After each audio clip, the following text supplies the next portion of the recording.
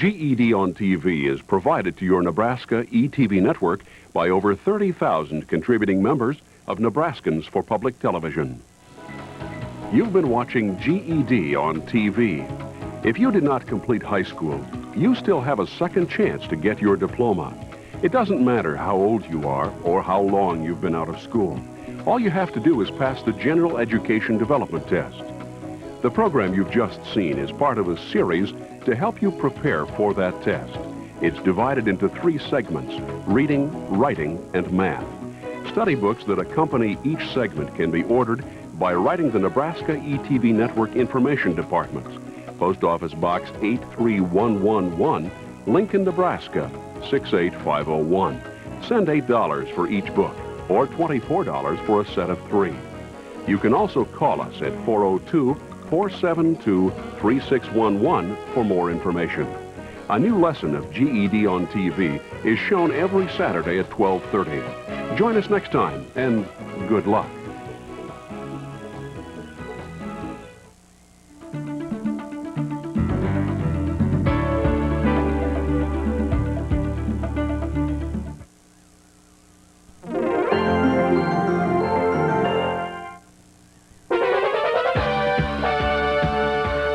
Caniglia Field on the campus of the University of Nebraska, Omaha. NETV Sports presents NCAA Division II College Football. This afternoon, the University of Nebraska, Omaha Mavericks host the University of Nebraska at Kearney Antelopes. This NETV Sports exclusive is made possible in part by the financial support of viewers like you, who are contributing members of Nebraskans for Public Television.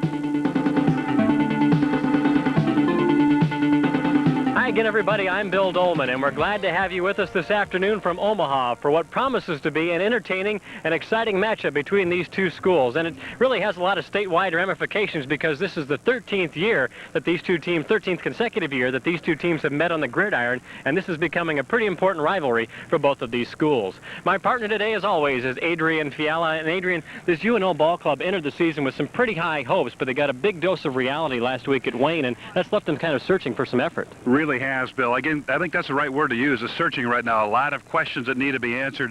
They're trying to shake things up today. They've changed 7 people on defense.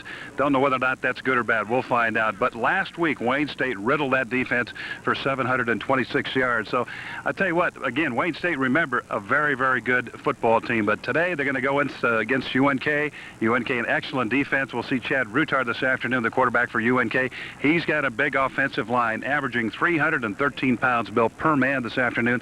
They provide a lot of protection for Chad Rutar. He can throw it well. Troy Klaber, the quarterback for UNO, can throw it well. Going to be a test of quarterbacks and also a mental test this afternoon. Interesting coaching matchup, too. Claire Boroff is in his 23rd season as the head coach of the Lopers. Pat Burns is making his home debut today. A lot on the line for both of these guys. You bet. A lot on the line. You talked about the recruiting efforts. I'll tell you what, UNK, Kearney, has lost the last 9 of 10 games to UNO, so you know they have their work cut out for them this afternoon. They've got to come and play, as we say, the old cliche in football. You've got to come and put it on the field. That's what UNK has to do today.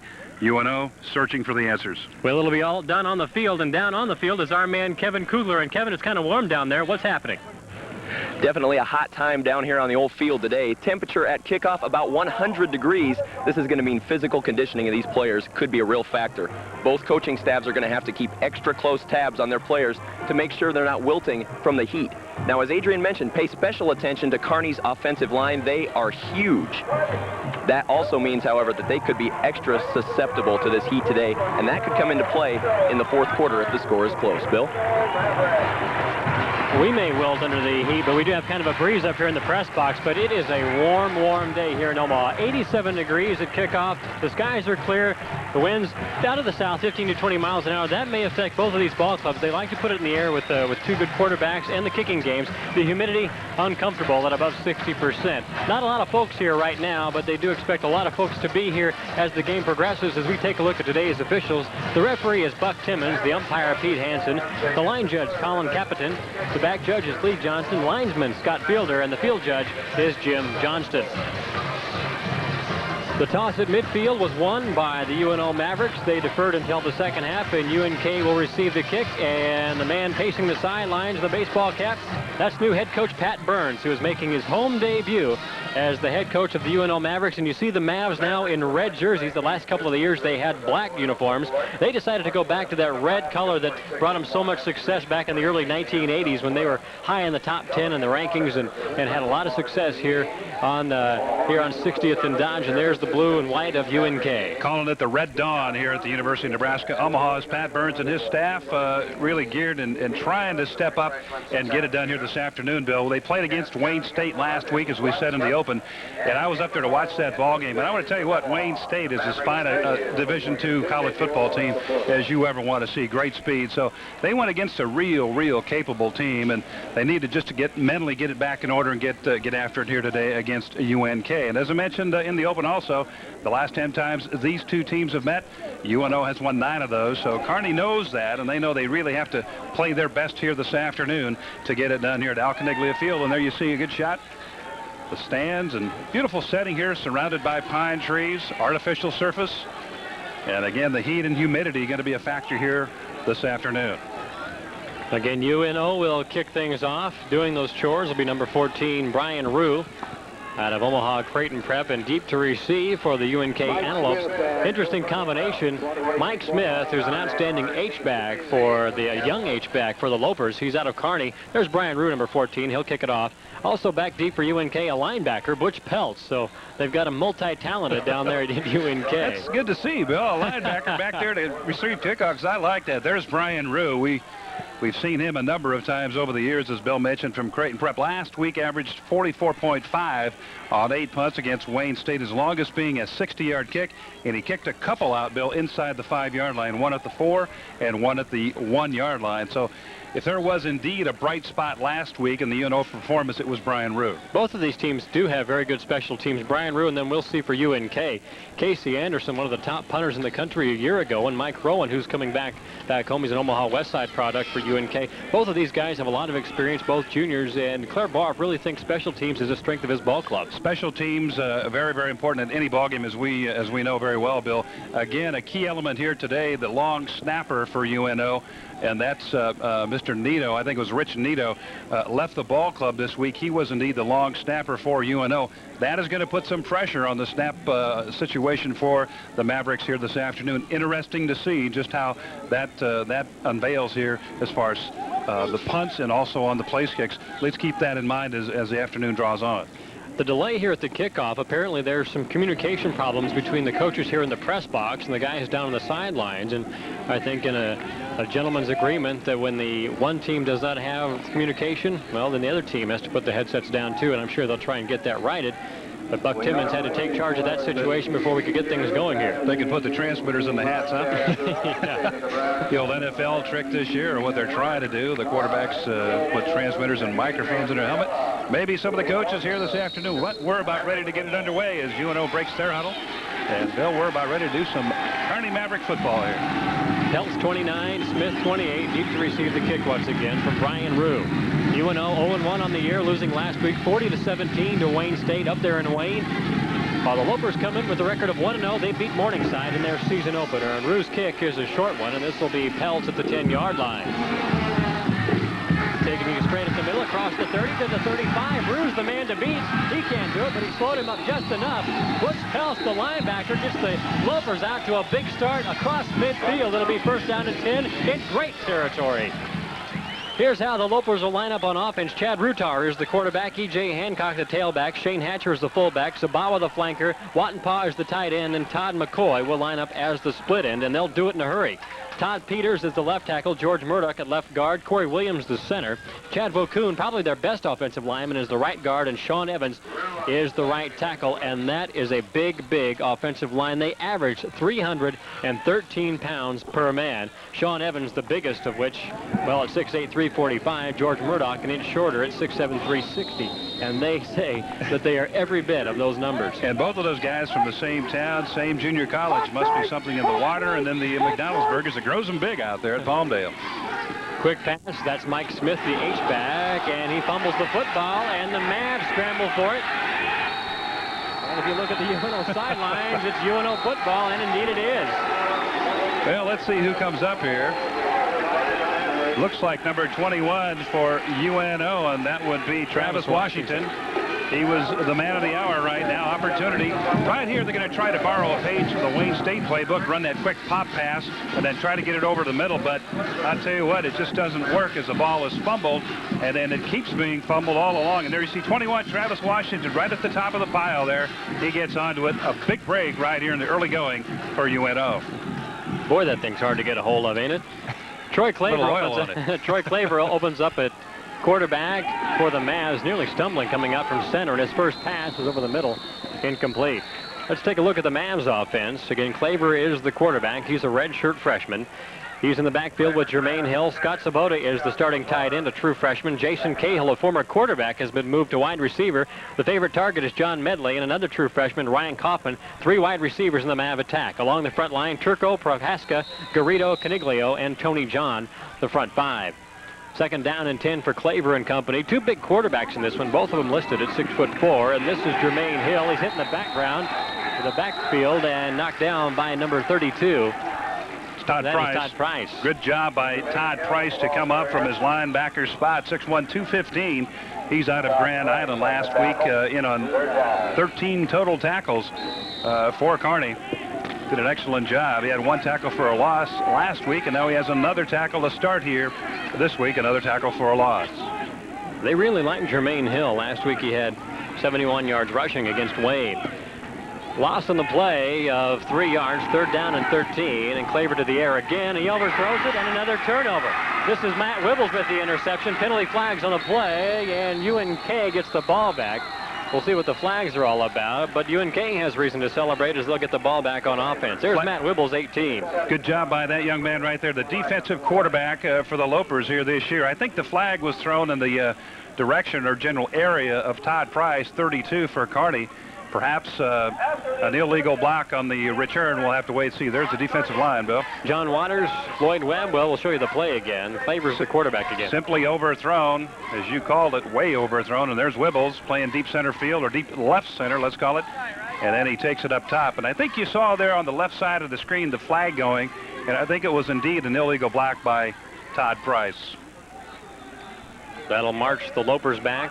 It is indeed a clipping call. There's Buck Timmons signaling the penalty. Goes from the spot of the foul, dead ball. Down to the 29-yard line, 1st down and 10, and Chad Rutar and company will go back to work. They'll have a single setback and 3 receivers to the near side, and they'll keep it on the ground. This is E.J. Hancock trying to pick his way through traffic, and he found nowhere to go. Corey Andreasen, out of linebacker out of Bountiful, Utah, with the tackle. Here's how the Mavs line up again. Waters and Webb. The nose guard is Jason Morris, and Wally Waller is the defensive end. And there are a lot of changes along this UNO defense, 7 in all, coming into play today. The back linebackers, Cedric Welch, Andreasen, and Alton Johnson, the outside backer. And the secondary, Travis Washington, Terrence Jackson, Mike Hassler, and Kerry Barnes. Gain of 5 on the play, or gain of 1 rather, 2nd down and 9. Rutar to the air again. The pass is complete to Todd McCoy. He's knocked out of bounds shy of the 1st down, but again, penalty flags fly on the play. Kerry Barnes covering for the Mavs. Bill, you mentioned Corey Andreessen, the junior linebacker, last week. He was not a starter last week, came in the 2nd quarter, played exceedingly well against Wayne, had 8 total tackles on the day with a tackle for a loss, but again, a young man who last year led this team with 130 tackles. There's the head coach for Kearney, Claire Boroff. His 23rd year, as Bill told you earlier on, and he's looking for a big win today. They're looking for the first win here at Caniglia Field, have not been able to do it here in Boroff's watch. But back to Andreessen, the 3-time All-Stater and a high school All-American out of that beautiful town of Bountiful, Utah. Well, he's a new starter. Again, we said there are 7 new starters in the Maverick defense. Here's the flag. Offside, defense, repeat 2nd down. You heard the call. It'll be a 5-yard penalty. It'll be 2nd down and 4 now for UNK. And they go in the no-huddle offense this year. Claire Boroff, 23 years as the head coach at UNK, decided to do something new. And they instituted this offense to better focus the ball club. He said sometimes we'd play, we'd go back to the huddle, and then guys would lose their intensity. This way they have to stay focused. Again, it's E.J. Hancock with a handoff up the middle. He'll be shy of the first down. I'll tell you what else it does as far as intensity goes. It also requires them, as you mentioned the word focus, it requires the players to focus on the next play and not worry about what happened on the play previously. A lot of times, play's over, you go back in the huddle, maybe you missed a block, maybe you missed a tackle, whatever it may be. You worry, you fret about it, say, hey, I should have done better, and you don't concentrate on that next play, and that's what the effect of the quick huddle will do. Each team with a turnover here in the early going. Second possession for UNK. The man in motion is Jason Gibbs, the tight end. Also plays some H-back, and this is the handoff to E.J. Hancock. He needed the 39 for the first down. It looked like he was tripped up in the backfield. Good job in there by number 37 that time. Cedric Welch, again, did not start last week. He's a starter this week. There's Hancock. Last year, that kid picked up about 220-some yards, didn't lose a yard, and then last week in the game against Wayne, he, in fact, lost a couple yards. First time in his college football career that E.J. Hancock lost any yardage at all. Last year, 40 carries for 227 yards. Just enough to pick up the first down for UNK. Rutar changing the play at the line of scrimmage. And he'll go to the air on that timing pattern. Caught by Zabawa across the 50 into Mav territory. Knocked out of bounds at the 49-yard line. Travis Washington, 21, in there to make the play, along with number 3, Terrence Jackson. And Welch also over there. But what's important here, watch the pursuit. He's wide open. He gave too much ground. The back on the play, the defensive back, just gave too much ground. But again, pursuit was great. They had 3 red jerseys there around the ball carrier. Last week, the Mav defense missed a total of 49 tackles. They look like they're not going to let that happen again this week. Pickup of 12 on the pass reception. Another first down for UNK. 12:09 left in the first quarter. And quick handoff up the middle to Shane Hatcher, the fullback out of Cozad. He bulls his way down near the 45-yard line. Wally Waller, the defensive end, made the stop. There's Shane Hatcher out of Cozad. Both of these clubs have done well in recruiting out of the Southwest Conference in Nebraska. Cozad especially, we've got Ryan Kaufman, Shane Hatcher, guys like that. Again, that Maverick defense somewhat porous against Wayne State. 726 yards given up in that 40-17 loss. But Bill, we'll explain that in a moment. Rutar to the air again. McCoy to his knees. Has enough for the first down to the Maverick 37-yard line. Travis Washington coming up on coverage. And there you again see Travis Washington, 21 for the Mavs, giving up. Well, it's going to be an automatic completion, a 2 or 3 yard completion. Just got to hope that as far as the speed goes, there you see McCoy. He's the one just making that previous grab. But as far as speed goes, that they won't get the ball and be able to generate the speed to get by, because that's what happened last week against the Mavs. That tremendous speed of Wayne State just riddled that defense for all of that yardage, and that's why they did so well, that great speed. Third first down of this series. The delay draw to E.J. Hancock. Hit down at the 34-yard line. The linebacker Cedric Welch making the stop. And what that no-huddle offense does, it takes away the opportunity for the defense to do a lot of shifting and changing around, and they have to go with the guys that they got on the field. The play is called by Boroff on the sidelines, and he and the backup quarterback, Dan Price, then signal in the play. One signals the play and the other the formation, and then Rutar then can change the play at the line of scrimmage. You don't see a lot of guys for UNK looking at their wrist like they're looking at their watches. Well, they've got the plays numbered, and that's where they go from Hancock there. You see him on the left of your screen. Here checking the play. Now he knows he's got to go in motion. I thought that a bust to catch. Second down and 7. Rutar nearly slipped and aired that one out, and boy, that could have been intercepted. Alton Johnson, the outside linebacker, covering on the play, intended for the H-back Mike Smith. There's Chad Rutar, redshirt sophomore from Thurston, Nebraska. Tiny Thurston, Nebraska. Played high school ball at Pender. There he loses his footing on this turf. Some spots pretty slick, but again, Johnson out there to make the play, and it's fortunate that Rutar overthrew the ball just a tad, because Alton Johnson there to make the interception had it been thrown right on the numbers to the receiver. 8 of 18, 108 yards in the win over Morningside. Threw 2 touchdown passes in that first quarter, and he will not have the time to unload the football. Instead, he's unloaded on Wally Waller and John Waters, coming from the outside defensive end positions in there for the sack. We've got more penalty flags. There's John Waters, 96. That's one of those things in the huddle, Bill. You talk about, I'll meet you at the quarterback, and that's exactly what happened there. But did they have a head start? Yeah, it looks like they perhaps did. Red jerseys moving back to the right side. Well, Buck Timmons calling it, the referee. Can't pick it up here, but watch this here. Smack. That's pretty good timing. Pretty good timing, but again, they had a head start. Doesn't count. Well, one thing that Pat Burns said that they had to do was to out-quick the offensive line of UNK. We told you their size, 295, 360, 275, 290, and 345 along that front five for UNK, so they need to be quick off the snap to try and get to the quarterback, Rutar. 5-yard penalty now, 3rd down and 2 for UNK. Hatcher's the fullback, Hancock the tailback, and Rutar wants to go to the air again. This is for the tight end, Wattenpaugh. Struggle for it, and intercepted. Mike Hassler, number 9, took it away from Wattenpaugh. This is a young man from Lincoln Southeast, plays with a great deal of savvy. He's just a sophomore, but he ought to be a senior. He plays like a senior. Watch this. Good shot from the end zone. You'll see top of your screen. Watch the break right there. He breaks on the ball and just wrestles it away from the receiver. That's Mike Hassler, 6'2", 190 pounds, all class, all state at Lincoln Southeast last week against Wayne. 13 tackles on the afternoon. First interception of the season, 2nd of his career. 10:05 to play in the first quarter. 1st down and 10 for the Mavs at their own 22-yard line. Troy Claver, the quarterback, giving to his tailback on the play, and very little room to run. Matt Brueggemann, the right tackle, with the stop. That was Jermaine Hill. Gain of 2 on the play. It'll be 2nd down and 8 from the 24-yard line as we take a look at the Mav offense. Matt Brueggemann on the stop. After this play, we'll try and identify the UNK defense. We haven't had a chance with so many turnovers here in the early going. 3 turnovers between these two clubs. And that last interception really ended a pretty nice little drive for that UNK offense. This is Jermaine Hill again. He's got a hole and some room to run across the 35-yard line. Enough for the first down.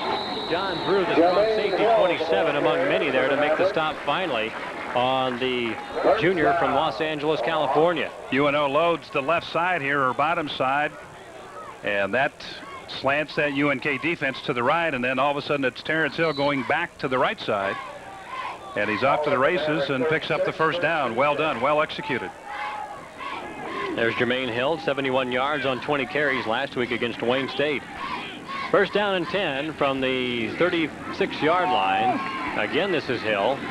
And this time he doesn't have a whole lot of room to run. Butch Peltz, number 29, the linebacker, making penetration. And Hill may have picked up a yard on the play. Also in there was 55, Tony Daly. And Claire Boroff and company will go to work and try and draw something up so that they can hold on to the football next time they get it. Get up on your block. Well, so far, Kearney has had that problem, Bill. They gave up the fumble and now the pass interception, so they've been their own worst enemy thus far. Troy Claver out of Harlan, Iowa, calling the signals. 2 to the near side, 1 to the top, and Claver wants to air this one out. Has time, and that one dropped. Should have been caught by Ryan Kaufman, number 80, the true freshman out of Cozad. Scott Franzen over there to make the play, and I think that had a lot to do with it. Kaufman could hear Franzen coming up, number 24 for Kearney, the cornerback. Watch this here. Excellent protection here. Watch the blocking. Plenty of time for Claver to set up and throw. And boom. I think Ryan Kaufman maybe heard a step or two. Freshman ears and not senior hands. 3rd down and 8 at the 37-yard line of UNO. Claver last week 11 of 22, and he had a lot of drop passes in that loss. His numbers could have been a lot better, and they're not going to get any better here. The protection breaks down, and coming in for the sack, number 69, Dave Cunningham with the sack. There you see Cunningham. Tell you what, he did a great job that time. 6'3", 270 pounds, and he's out of David City. And no wonder. Excellent kid. Excellent kid. He wraps him up. Loss of 9 on the play. 4th down and 17, and Rue will come in to punt the ball away. And Wibbles is the man deep for the Lopers. And again, UNO is playing without its deep snapper, Rich Nito, who quit the team earlier this week. So that could be a concern as Wibbles fields the ball at the 20-yard line and picks up 6 on the return. Well, Bill, as you saw that snap, it was kind of a wobbly, high, slow snap. And again, it put a lot of pressure on the kicker, Rue, to catch it and then to get it off. As we see Matt Wibbles, he took a little bit of a chance there, fielded the ball in some dangerous territory. People coming down, took it, headed upfield, maybe picked up 4 or 5 yards, but This kid's a competitor. He's a tough, hard-nosed player. And again, as I mentioned earlier, he sort of runs that defense for the Lopers. And now the Lopers will have just under 80 yards to pay dirt. Ball at about well, no, it's not that far, is it? Call it about 75, 74 yards. First down and 10 from the 26-yard line. Chad Rutar with Gibbs in motion. And this is E.J. Hancock with a pretty good size hole across the 30 down near the 34-yard line. Let's go down to the sidelines and Kevin Kugler. Line coach Daryl Morris of UNK was none too happy with his troops after that last offensive series. He says they really need to get the running game going. So watch for the UNK team to get the running game going here. He wanted the linemen to get more on their blocks. They weren't doing that the last time. He also stressed turnovers. He said if they lose another ball, they're going to lose this game. Bill? 3 turnovers is a lot in this ball game, in any ball game. Thank you very much, Kevin. And he's right. They really have not established the running game, and that's a concern for UNK this year. They've got the big offensive line, but are they mobile enough to get the big holes that they need? On the carry there is Dale Van Heusen. And here's a guy that's battled injuries all during his career. He's a junior for the Lopers, but a bad shoulder. And they say, you know, he kind of runs like he's got a bad shoulder. He's kind of tentative and really hasn't been able to let loose. In fact, he's one of their fastest guys. One of their best backs is not in uniform today. Jeff Sykes had an injury last week, I believe, a knee. And he is really one of their top backs as we look at a triple formation, triple set here, Bill, coming up. Let's see if they throw it out of here. A lot of times they like to run it to the left side, and that's what they do. Third down and 1. Oh. And to the 40-yard line. Again, it's Van Heusen. Smacked by Andreessen, number 57, the middle linebacker for the Mavs. Watch this end zone shot. 57 is going to put it right in his face right there. That's a good hit. That's a great hit. It's a great hit. Got blocked. That's right. It's this guy's error, I'm telling you. They went here and here probably. Yeah, tip block. You're not the Loper defense getting instructions. UNK on the move again, first down and 10. The ball at their own 40-yard line. They had a pretty good drive the last time they had possession, but that ended in an interception. And Rutar will roll it out and keep it himself. Cedric Welch put a lick on him. Also in there was 56, Wally Waller. I tell you, Cedric Welch, you're going to see it again here as he fakes the dive, looking to throw. Everything's covered up, so he's going to tuck it and run. Now watch 37 right there, and Waller underneath. I got him low, you got him high. But Cedric Welch last week came in against second quarter and really did a fine job. He has 4.7 speed in the 40. He can move it. He's a freshman out of Omaha Burke. Gain of 4 for Rutar. Second down and 6 to the air and just out of the reach of number 83, Rod Goodenberger, the H-back. Now third down and 6. 5:15 to play here in the first quarter. Still no score. Three-step drop, quick toss. You know it's going to be a quick toss when it's three-step drop, and there the ball just thrown a little bit wide and out of the reach of the receiver. That's Chad Rutar right there. Again, plenty of time. There you see number 79 for the Lopers, Sean Evans, 6'8", 345 pounds. And in the media guide, it said he can play some tight end at times. Oh. Quick pass again on the out pattern off the hands of number 83. That's Goodenberger again. Penalty flags on the play. They need the 50-yard line for the first down, and we'll see what the flag's all about. It was third down and 6. Goodenberger on the route, just a short little route again. Rutar put the ball right in his hands. Terrence Jackson on the coverage. On the offense. There you hear the penalty, an illegal shift on the offense. Too many players on the defense. It will offset, and we'll replay the down. Too many players on the defense. It was just one of those comedies, folks. Oh, we'll do it again. Third down and 6. 5:10 to play here in the first half. Again, UNK in that no-huddle offense, trying to keep the Mav defense off guard. And you are seeing the quick passes that has become a specialty up there for Dennis Wagner and company at Wayne State. They love that 2-3-step drop. Fire it off to one of their wide receivers, not give that defensive back a chance to close in. And then Jerry Garrett or Byron Chamberlain, they just streak down the field another 15 yards. And they got the speed to do it, Bill. That's one of the key elements of that type of offense. You got to have the guys that can fly. Good call here. Keep it himself. Quarterback draw. He's got the first down in the Mav territory. Kerry Barnes finally making the stop, the junior from Lancaster, California, number 23. He picks up the first down. Again, Brent Nevin, number 90. Watch number 90 here for the Mavs.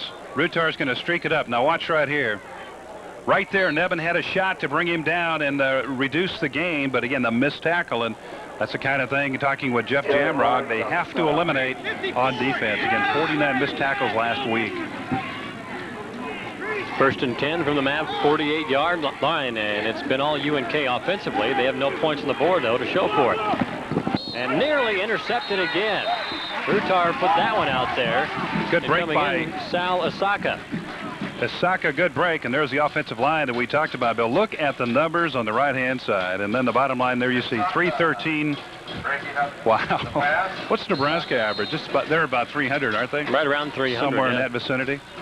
But they don't have guys 345 and 360. They're all in the 318, 320 category. That is huge. Amazing. Lots of beef out there, and feed them a lot of beef at Kearney. That's not only huge, but their budget's huge. And this is Van Housen into open territory, getting a good block downfield all the way down to the 27-yard line before Kerry Barnes pushed him out of bounds. Dale Van Housen's 5'11", 200 pounds. He's out of Polk, Nebraska. There you see the numbers there. Last week against Morningside, had 9 rushes for 19 yards. And a little bit of a delay here, and the play opens up, gives that play a chance to open up just a little bit. The blocks are made, commitments made by the defensive players. Watch this hole right here. And God, I'll tell you, great hole right there. That answered the question about opening holes by the UNK line. Straight up the Mitchell's middle is Shane Hatcher across the 20-yard line down near the 17 where he needs to go for the first down. Good to see Van Housen on that play, Bill, because last year the kid had a lot of trouble with injuries. Had a shoulder injury that really limited his action. Good to see him back in play. There you see him right there. Or no, that is not. That's Shane Hatcher. Hatcher, the fullback. He redshirted last year, 6'3", 225 pounds. He's got good size. Second down and 1. The ball's at the 18-yard line, just shy at the 17. And Rutar on a good passing down. Airs it out, has it complete. Caught by the tight end, Jason Gibbs, inside the 10-yard line. Enough for the first down, but we've got another penalty flag on the play. Well, if the penalty is on Kearney this time, again, they've been hitting themselves right in the chin. Offsides is a preliminary indication on the defense, so they'll take that play and move it downfield. Inside 4 minutes to play here in the first quarter. Good ball handling that time by Rutar. Good fake into the line. Play action. Came up and hit the number 85 going down or on the outside, Jason Gibbs. Penalty decline. First down, offense. First down and goal from the 9-yard line. Van Housen is the lone setback. McCoy and Goodenberger to the near side. And everybody checks their watches to check the play. Timing pattern across the middle, and it's intended for number 3, Ryan McCabe. It's behind him, it'll be second down.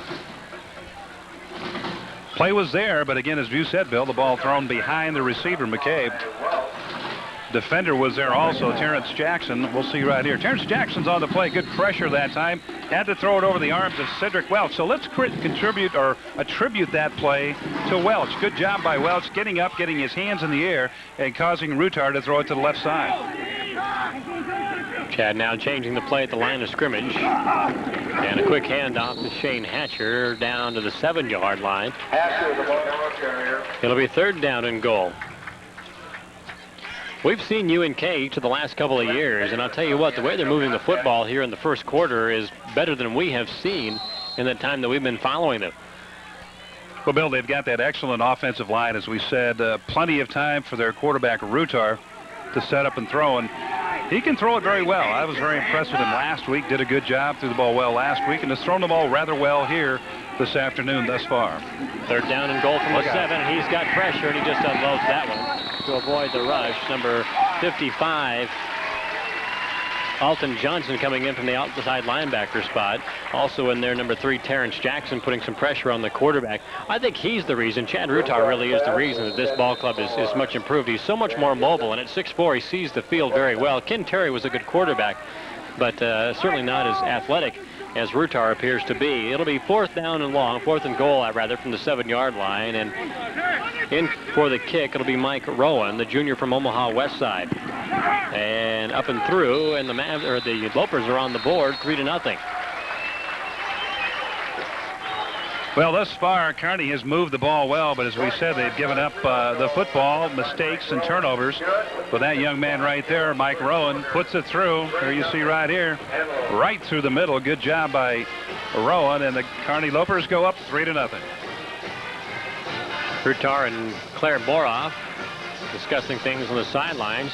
They have to be pleased with the way they move the football, but again, Kevin told us earlier they are concerned down there about the turnovers. We've had 3 already between both clubs here in the first quarter. 3-0 with 2:55 to play here in the opening period. UNK on top of UNO.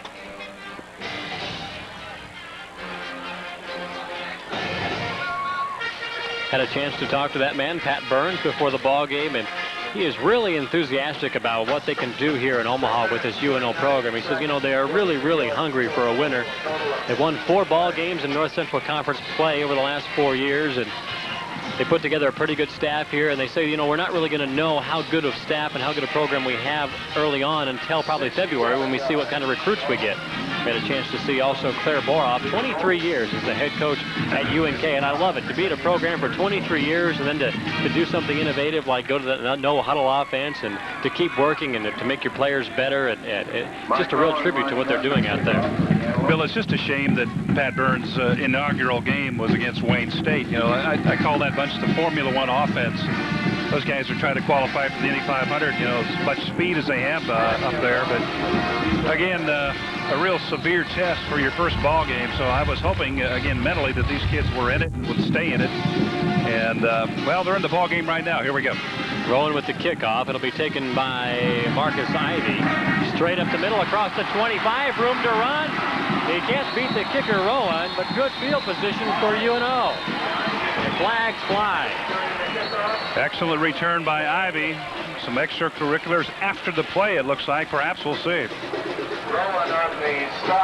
Ivy taking it to right up the middle. He had to talk Travis Washington off the ball. He drifted in and made the grab and then busts it right up the middle. Pretty good piece of broken field running, but Rowan's the one who brought him down, as Bill called it, and very fortunate because other than that, he had a lot of real estate up in front of him. Apparently a holding call.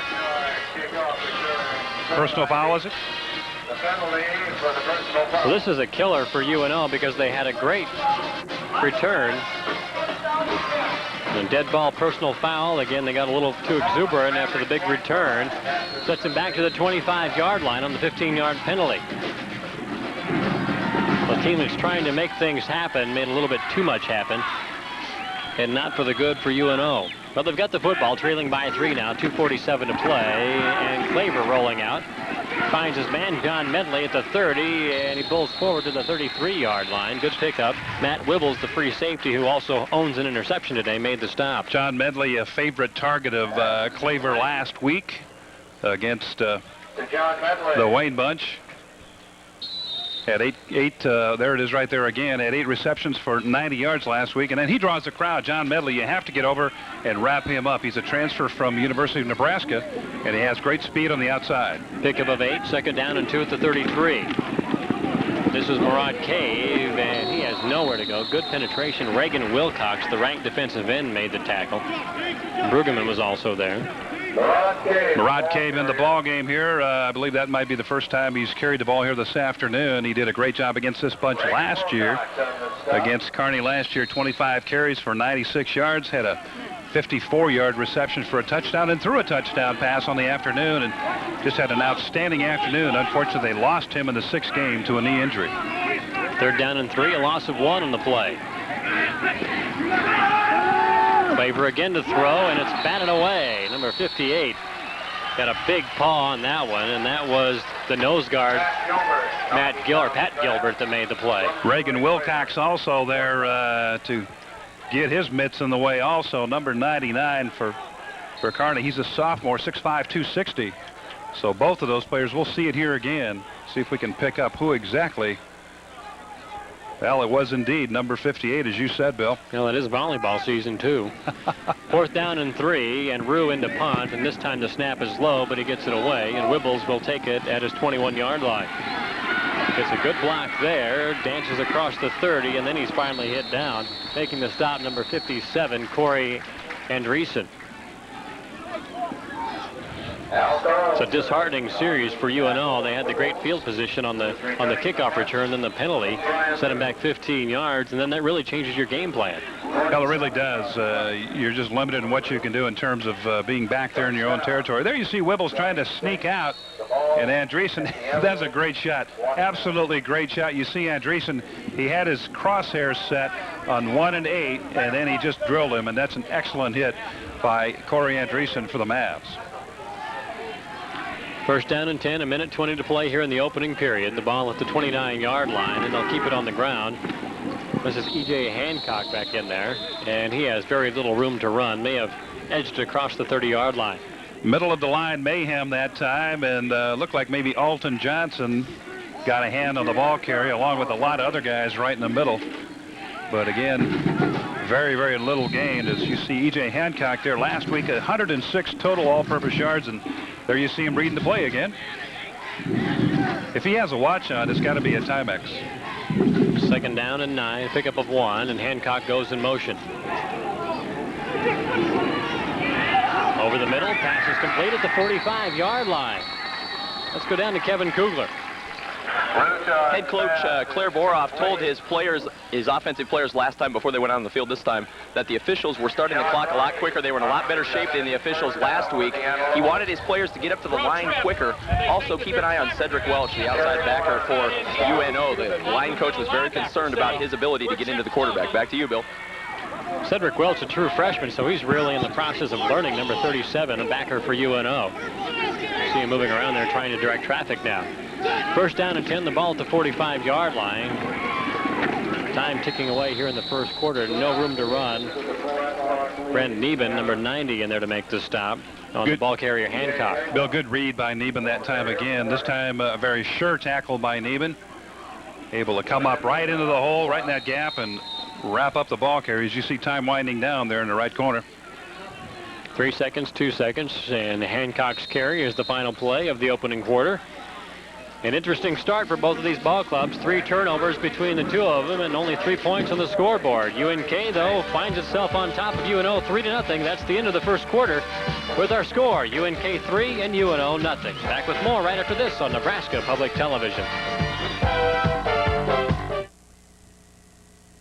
Programming on the Nebraska ETV network is brought to you in part by the employees of the Mutual of Omaha companies. Over 80 years of leadership in providing insurance products to protect your changing world. These are Britain's most talented orchestral composers. These are Deadheads. What do the two have in common? The Grateful Dead. If you have to call the Grateful Dead for assistance, you're definitely falling between the cracks of all major charity and everything else. Find out how one of America's most popular bands is helping preserve England's musical heritage. Don't miss The Grateful and the Dead. See you tonight at 11:10.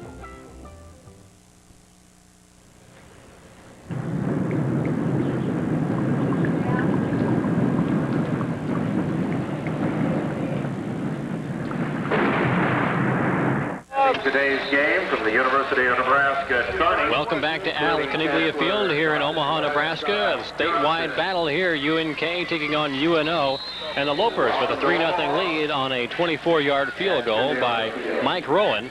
Lead this one as we head into the second period of play. Second down and 10 yards to go. The ball at the Loper 45, call it the 46-yard line. They've edged it forward. Chad Rutar, the quarterback, changing the play at the line of scrimmage, and Hancock, the tailback, and it'll be Rutar rolling out once again. He's got a man wide open. That was the tight end, Dave Wattenpaw, but he overthrew him. Good pressure that time by the Mavs on that young man right there, Chad Rutar, running that sprint out to the right. There you see the numbers for the first quarter, 5 of 11 for 52 yards. He had a couple of balls right in the hands of his teammates, and they were dropped. Here you see it again. And just a tad bit overthrown. That's Wattenpaw, as Bill called it.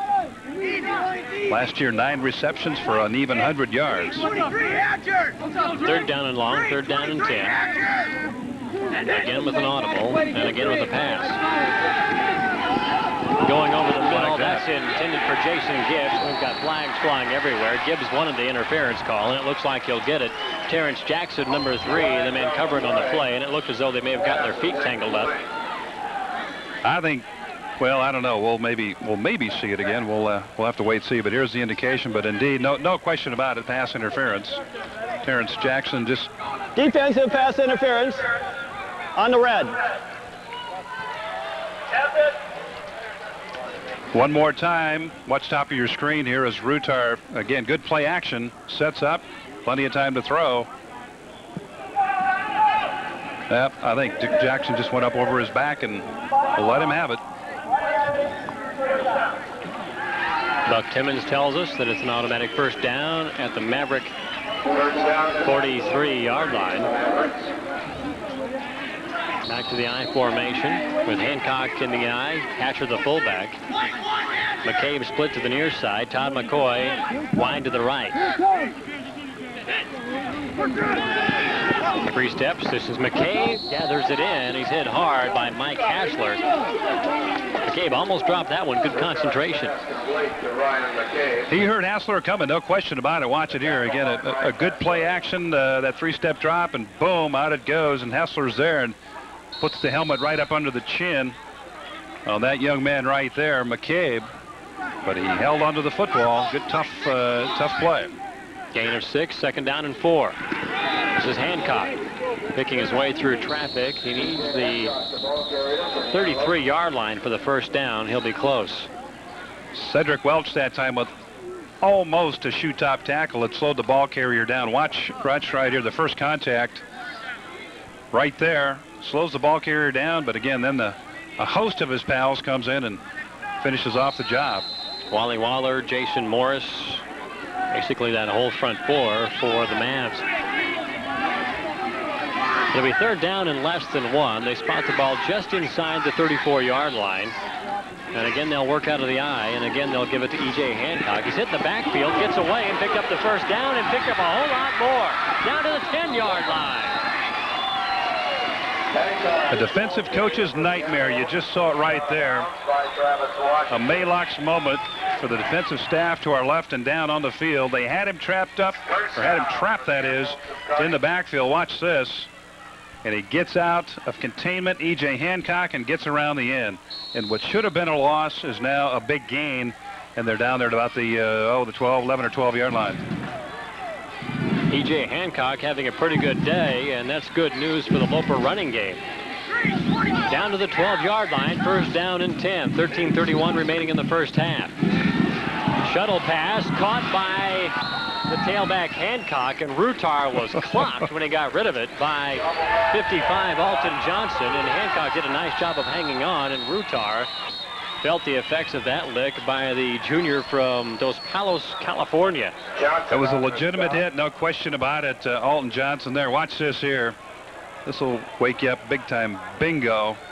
And a good job by the receiver there to hang on to the football, but Chad Rutar really paid the price. That was C.J. Hancock on the carry, but let's just hope that Chad Rutar is okay, because that, well, he probably had the wind knocked out of him for sure, because he hit him right up in the ribs and brought his feet right off the ground too, and then drove him into that turf. And that's not a new turf down there on Caniglia Field, and there's not a whole lot of give in that AstroTurf. So I'm sure when he got hit by Johnson, that hurt, and then when he was driven into the ground, that may have knocked the wind out of him. Alton Johnson, a reputation for being an excellent hitter, and it just we just saw that reputation confirmed right there. And there's Chad Rutar. He's up. Appears that he's going to be okay, and that's great to see. Let's hope that he can get his win back and get back in the ball game. In the meanwhile, number 11 Dan Price is going to come in and take his spot. Price is a guy that they have a lot of confidence in, and he's also got some pretty good size. 6'3", 210 pounds out of Norfolk. Rutar, 6 of 13, 58 yards. That last completion, a painful one. A gain of 5 down to the 9, or gain of 3 rather, down to the 9-yard line. 2nd down and 7. New guy comes in while your team's knocking on the door. Pretty good situation, but you don't want to make a mistake here, and you want to hold on to the football. And they do so, keeping it on the ground to Dale Van Housen, who leaps out of bounds inside or right around the 5-yard line. Finally chased out of bounds by number 87, Todd Centers. Very important here for Price to, again, make a good exchange with the center, take the snap, and make the handoff, and that's what he did. And then get it to Van Housen. Looked like touchdown, perhaps, as Van Housen's able to cut up to the inside, but he elected to go to the outside and was run out of bounds right about the 4. But again, very important for Price to make a good exchange with the center here and not have a fumble. Let's take you right down in there. 3rd down and 2 at the 4. Great shot. The motion man is Gibbs. The tailback is Van Housen down to the 1-yard line. Again, UNK can pick up that 1st down. They need to get the ball right around the 1-yard line, just inside the 2 for the 1st. He's real close there, Bill. Looks, well, maybe just a bit short. Again, just power up front. You would think with guys that are 300 and some odd pounds, 360, 340, that perhaps you just line them up and blast it right through. Looks like they might be just a tad bit short. It's 4th down. It certainly is. And here's where you give your defense a vote of confidence. You go for it on 4th down and say, hey, we don't make it. It's up to you guys to hold on to it. Sean Evans, the right tackle, 6'8", 345. There you see Price giving the play. Evans on the right side. Let's see if they go that way. Look at Price. Right up the middle. Bad exchange. You're right, and I don't believe they got it. They didn't. The ball should go over here. It was a bad exchange, as we talked about. A lot of times when that new quarterback comes in, they have some problems. And indeed, UNO holds, and the ball goes over. UNO's defense bowls their neck and rejects Kearney at the goal line. They telegraphed that play, too, pretty much. The way Price lined up under center with a foot back, it looked exactly like he was going to go over. And so all those guys did was converge on him over the center, Corey Williams. And with the new quarterback in there, they hold the UNK drive. It stalls at the 2-yard line. I'm impressed with the UNK offense, but boy, this UNO defense really rose to the occasion when they needed it most. 1st down and 10 now the other way for Troy Claver, and they'll keep it on the ground just to get some field position. This is Murad Cave, number 33, with the carry. Out across the 5-yard line, call it the 8-yard line, and some more breathing room. Butch Peltz, the linebacker, the bandit backer they call him, made the stop. Peltz had a great game last week. He had a tackle for a loss. He threaded himself through 3 blockers out on the flat pattern and made the tackle for a loss. Just a great play. The kid's really a competitor, just a hard-nosed, blue-collar player. Big Troy Claver, hands under center, 2nd down and 5. Again, they give it to Cave. He's racked up at the 10-yard line and driven back. He'll be shy of the 1st down. It'll be 3rd down. Matt Brueggemann on the stop that time, Bill, and you talk about having great games. That young man last week, 14 tackles. He had a couple for a loss. Here you see it again. Cave going to go up to the inside. Nothing there. Brueggemann there to make the hit. Number 94, as you saw. Last week for his efforts, he won the NC2A Division II Defensive Player of the Week. Congratulations, Matt. Great job. 3rd down and 3 coming up on the 11-minute mark of the 2nd quarter. UNK 3, UNO nothing. Claver to the air. His pass is complete, but it might be about a yard shy of the 1st down. The pass is caught by 17, Scott Sabota, the tight end from Columbus SCOTUS. Unfortunately, Claver not able to pick up Ryan Kaufman, number 80, going down the right side. He was absolutely wide open. Nobody within 10, 15 yards of him on the play. Good job that time by the quarterback and also the offensive line as far as the ball handling goes and the faking goes. But again, Kaufman wide open, and again, Claver not able to get him the football. Shy of the 1st down by a yard. 4th down and 1 from the 12-yard line, and Brian Rue, 14, comes in. He'll punt the football away. Matt Wibble standing at his own 48-yard line. 8 punts on the year, 44.5 yards per kick. And this is a pretty good one, a high hanging kick that takes Wibbles to his 45. He calls the fair catch. And good field position with 10:04 to play in the half for UNK. Now the question is Dan Price the signal caller, or does Chad Rutar come back in? How badly was he shaken up on that after that Alton Johnson hit? And Bill, Price really stalled that drive. He has his helmet off now. Price is back on the sideline. Rutar is back in. So it's good to see that Chad Rutar, again, probably the wind knocked out of him, and he's back and ready to go. Dan Price, number 11, good job while he was in there and just not able to get it over on that 4th down play. 1st and 10 from the Loper 45-yard line. They lead it 3-0, and they keep it on the delayed draw on the ground to Dale Van Housen, who has nowhere to go. May have picked up a yard. Wally Waller, the defensive end, made the stop. Wally's from Stillwater, Oklahoma, Bill. I tell you, he's got some good football blood in him from the Oklahoma red soil. Wally's from all over. Originally from Stillwater, graduated high school in Pocatello, Idaho, and came to UNO by way of Merced, California. As we take a look at Dale Van Housen, the Polk High graduate. A gain of 1 on the play, 2nd down and 9 from the 46-yard line. And Rutar changes the play and sends Van Housen in motion. Has time to throw. The pass is complete to Ryan McCabe, and he's hit quickly by number 3, Terrence Jackson. Pass complete to Ryan McCabe. That'll get him into Maverick territory instead of 3rd down. Let's go down one more time to Kevin Kugler. Interesting little note, Bill, about Caniglia Field, where the Lopers are lined up right now on 3rd down. They are lined up right over a Caterpillar tractor. Seems when this field was built, there used to be a creek that ran through here. The Caterpillar tractor was in there to drag out some dirt. It got stuck, and they built the field right over it. So they're right over a tractor, Bill. And a guy named Jimmy was driving it. 3rd down and 3. Van Housen on the draw. Has enough for the 1st down. Maybe gets it back. And he's hit down finally. Fumble on the play. Picked up by Watenpaugh. 84 to tie it in.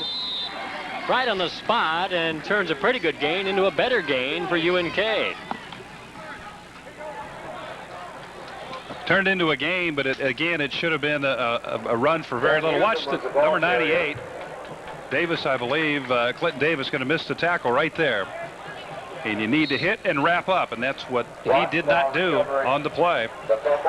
And as a result, the play goes for about another 7-8 yards, and again, you got to hit and wrap up. 1st down and 10 at the Mav 33-yard line. The Lopers on the move again. This is Van Housen, drugged down from behind by Byron Johnson, number 22, a senior from Omaha Northwest High. They have a tractor underneath the field. That's a bad parking spot. Well, this is an agricultural state, so why not? You know, I grew up in this town, and that's a new one on me. That's great. Way to go, Kevin. Wasn't a prank that one of your buddies pulled, was it? Could have been. I think a couple guys could have done that. 2nd down and 8 from the 31-yard line. Over the middle and through the hands of Todd McCoy. Well, once again, not enough stick him on the hands. Todd McCoy, 81, the ball right there. Watch this. Watch the pass protection first. Excellent pass protection, and then the ball is right between the 8 and the 1. But McCoy cannot stand prosperity and lets it go. Unfortunately, he wants to catch it. He wants to catch as bad as anybody, folks. But again, he just took his eye off the ball for a second, thinking about what he's going to do once he catches it. His run after that, and again, lost the concentration. The ball got away. 3rd and long, 8 yards to go. The ball is at the 31-yard line, 7.5 to play. Rutar has time and threw into coverage. Incomplete, intended for Jason Gibbs. Corey Andreessen there from his middle linebacker spot. The ball thrown behind, as you mentioned, Bill. And again, the Lopers bogged down here. Looks like Rowan's on the field. They're going to go for the field goal. Spot will be somewhere about the 36, maybe 37-yard line. Rowan last year on field goal attempts, 9 for 10. He was 1 for 2 last week in the win over Morningside. Again, UNK won that one 16-3. The ball will be spotted at the 38-yard line, so a 48-yard attempt. Rutar is the holder, and this one won't have the distance. Aimed the right way, but just not enough oomph. And so the ball will go over. And again, Kearney misses a golden scoring opportunity as the Mavs offense comes on. And there you see the frustration of Mike Rowan. There you see the ball coming right at us. And again, it had the right line. If you just can get it. Yeah. Well, the winds are out of the south today, but not out of the south enough for the Lopers. Mike's still not happy. But they still lead it 3-0 as the Mavs take over. 1st down and 10 at their own 31-yard line. Troy Claver, the quarterback. This is Jermaine Hill changing directions, and the Lopers getting chased across the 35-yard line. Sneaky little run by Jermaine Hill. Good effort by that young man right there, Jermaine Hill. He took a play that was destined for a loss. Watch this, everything stacked up left, designed to go left. He's going to cut it back and go right. Draws a lot of white shirts after him, but again, he gets it done. Jermaine Hill, 5'8", 185 from Los Angeles. Last week, he was voted the team MVP for his efforts with that 71-yard effort and 2 touchdowns. Gain of 7, 2nd down and 3. He'll have the first down, and he's stuck by 27. John Drew and driven back to forward progress out to the 44-yard line, and that'll be the Mavs' first down that they need. You talk about form tackles here. Watch this. Good effort again by Hill. Good footwork. Tries to put Drew away with a couple of moves, but that's, again, the form tackle, one-on-one, one of the toughest tackles, if not the toughest tackle to make in football. That's John Drew out of Kearney. Last week, 9 tackles against Morningside. Inside 6.5 to play for Claver, who gives once again to Jermaine Hill. He's tripped up at the line of scrimmage. Brent Rakache, the left defensive tackle with some good penetration, also in there. 55, Tony Daly. And they credit Mike Irwin with the tackle. A gain of 2 on the play. It'll be 2nd down and 8. The ball at the Maverick 46-yard line. Now we're at the 6-minute mark. The Lopers of UNK with a 3-0 lead on a 24-yard Mike Rowan field goal with 2:55 to play in the first quarter are the only points that we have in the ball game. And the Mavericks have dodged a couple of bullets from that UNK offense. And Jermaine Hill trying to get outside is run down by Butch Pels, number 29, the Bandit linebacker. Very little gain on the play. Good job that time up front. Number 63, Mike Turco. Mike's 6'4", 280 pounds out of Omaha Gross. He was a Perry Award winner last year. That award given annually to each position player that improves the most. And again, Mike Turco, a great job. 3rd down and 6. On the ground again, a big hole for Hill. Into Loper territory, inside the 40-yard line. Nifty play, and great blocking by that Mav front line. I want to tell you, John Caniglia, number 62, he's the right guard. Watch this here. Watch him pull. Now watch the guys go down. Well, it was right to the right of the screen. There you see him right at the top. Totally erasing 2 Lopers was John Caniglia, a very strong player, excellent student here. Played at Omaha Creighton Prep for 3 state champions, and a good job by number 62. Inside 5 minutes remaining in the first half, and Jermaine Hill dropped the football and got back on it. Reagan Wilcox, the right defensive end, came in to make the stick and force the fumble. And fortunately for UNO, who's got their best drive going, the ball bounced right back into Hill's hands. Once again, Caniglio there on that block, and Garrido also up to make a block. But tell you what, Mavs very, very fortunate that time as Hill bounces the ball on the turf, but they retain possession. And again, a fortunate bounce for the UNO Mavs. Loss of 6, 2nd down and 16, back to the 44-yard line. Hill, the lone setback. Receivers split to both sides, and Claver with a quick pass called in by John Medley. He gets away from 1 tackle and bounces down to the 28-yard line. 42, Chris Goring was there to make the stop, but John Medley was able to get away, get near the first down. They need the 28-yard line. Claver read the blitz. You see the blitz coming right there, and he read the blitz very nicely. Good job by Medley to catch the football, the ball up over the head. That's a tough play to make, because when the ball's up over your head with those pads, well, you see receivers don't wear that big of pads. It's tough to get those arms up and make that grab. But a good job by John Medley. Gain of 14, 3rd down and 2. Again to Medley. This time he's got the first down, driven out of bounds by Goring. That was the 21-yard line. That was a combination last week that worked so well for the Mavs. It was Claver to Medley, and they have started to pick up on that routine there. And again, the blitz by the Lopers. See the backers? They stuff in, trying to blitz and try to put the pressure on. But again, Claver reads it well, takes a short drop, and hits Medley on the out pattern. Best drive of the day for Pat Burns' Maverick offense. 1st down and 10 at the Loper 21-yard line. 3:36 remaining in the first half. Jermaine Hill ran into trouble. He had a notion, Bill, to go up inside, and he should have stuck with that notion. He thought, well, maybe, but I'll go left and see what happens, and he ran right into trouble on the left side. Matt Brueggemann, 94, submarining on the play from the nose guard position, made the stop. That's trouble. No gain on the play. Second down and 10. They'll split Kaufman and Medley and Cahill.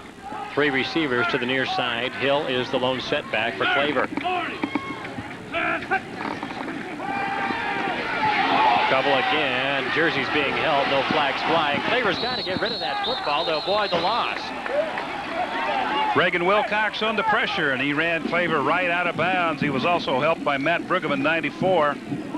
And again, you see it here, all the pressure coming left side. There you see Wilcox, 99. Now watch here, it's a foot race. Brueggemann right behind him, and now get rid of it, throw it out of bounds. But again, Claver not able to get it done.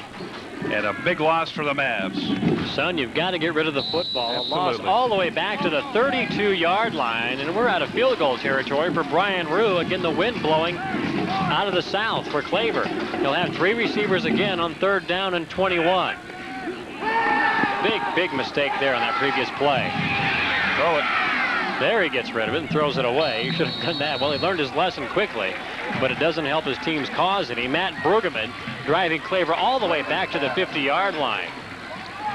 Brent Brokacek was also there, a defensive tackle. Those big boys are running him down. I tell you, you hear those big guys are sweating and starting and coming after you. And you got to throw it even just out of fear. You ought to throw it. But again, Claver was able to get it off that time, and he's a young man. He's got some things to learn, and he will indeed learn those things. Claver is a redshirt. He's been around the program, but again, he's a redshirt. It's his first year of competition. Well, instead of a potential 40-yard or less field goal attempt, the Mavs are forced to punt it away. Rue will pooch it up there, and Wibbles will watch it be caught at the 5-yard line by number 44, Josh Ballard. Good job by Ballard, because if that ball hits the turf, it's going to bound into the end zone. So he just simply fielded it on the kick and brings it down. Wibbles signaling fair catch, but making no effort to come over and field the football. So Kearney will take it over, but they're very deep in their own territory. Let's see if the Mavs now, their defense, can shut it down, play some good defense, and hopefully give their team some field position. The only problem now is the clock. With 2:37 here in the second quarter and counting, the Mavs are going to have to get the football very quickly, Bill, and see if they can generate some offense. First down and 10, 2:37 to play. The ball at the Loper 6-yard line. They'll keep it on the ground to chew up some yards and chew up the clock. And across the 10-yard line, let's go down and talk Mav defense with Kevin Kugler. Yeah, speaking of chewing, Bill, the Maverick defense got chewed out royally last time by Coach Jeff Jamrog. He was none too pleased with the fact that they were getting no pressure on the quarterback. He said he asked his team if they were ever going to get a sack this entire season. Bill?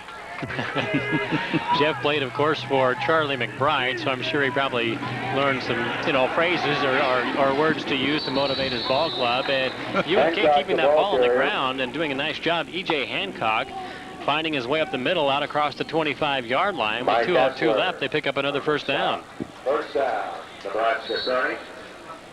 Well, right now, Kearney has answered the question that we came with to begin this drive, and that is move it out of their territory, keep it away from the Mavs, and that's what they've done. Is 1:54 now in counting. 3-0 UNK. Clock ticking out on the first half of play, and the pass from Rutar complete to McCabe, and McCabe will not go down. Finally, it gets out to near the 30-yard line. It'll be second down. Part of the problem, just like on that play right there, you saw the hit was made a little bit low, and that gives that receiver, that ball carrier, a little bit of a chance to get going. Watch this here. Rutar's going to step out again, that 3-step drop, and, well, he did get him up high, but, again, slipped right off the tackle. But, again, you need to get squared up, and usually you try to hit him up high, Bill, right in the letters, hit him and hold on, and then get some help from your pals, but it didn't happen that time. Van Housen gets the carry, and the clock ticking down near a minute left, and I'm kind of surprised that the Lopers have 3 timeouts remaining. Why not give it a shot? Absolutely. Instead, it's UNO now with a chance with 3rd down and 5. They call their first timeout. UNK moved the ball well out from under its own goalpost, and why not try and get something going when you got those 2 big long runs? You got a guy like Rutar who can throw the ball well. You've got good receivers and 3 TOs. You got to use them. When you got 3 to burn at this stage of the game, you're absolutely right. Yeah, let's go for it. But UNO is the team that calls the timeout. They want to see if they can do something here in the last minute. There's Claire Boroff, his 23rd year, as we see. And I'll tell you what, as you mentioned earlier on, Bill, he was able to come up with the no-huddle offense again this year to try something new and different, to get his players to focus and be concerned and concentrate on that next play as opposed to the last play they ran. And again, you tipped your hat to Claire Boroff, his 23rd year, as we said. 1:01 remaining. UNO using its first timeout. They are coming off a pretty good offensive drive that stalled.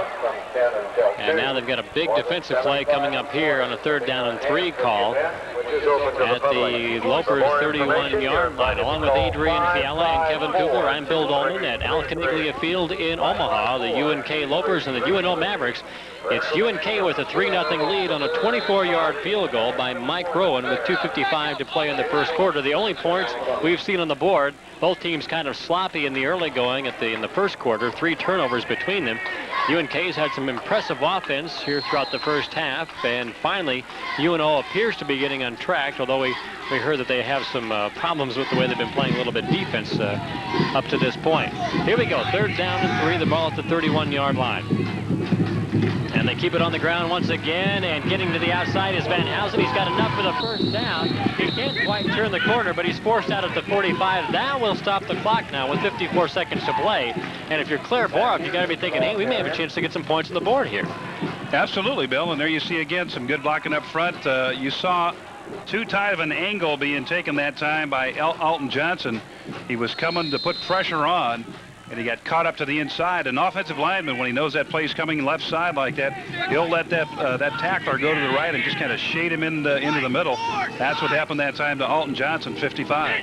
Credit Ryan McCabe with a big block on the perimeter. Rutar putting it in the air, and McCoy can't run underneath it.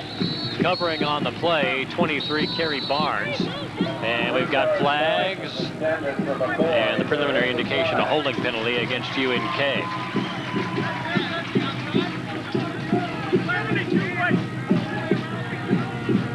Coming up at halftime, we'll hear from both athletic directors. Dick Beechner from the University of Nebraska, Kearney. Good friend. We talk to him quite often when we do our UNK broadcasts. We'll also hear from new UNO athletic director Dave Cox, who just took over duties the first part of this month. Holding. Offense. Repeat, down. So stay tuned to hear what's up with the 2 programs we've got going, UNK and UNO, and what the athletics foresee in the future for their 2 programs. 2 great guys. Dave Cox, real energetic. I think you'll really enjoy meeting him at halftime, so stay tuned for that. 48 seconds remaining here in the first half. 1st down and 20 now.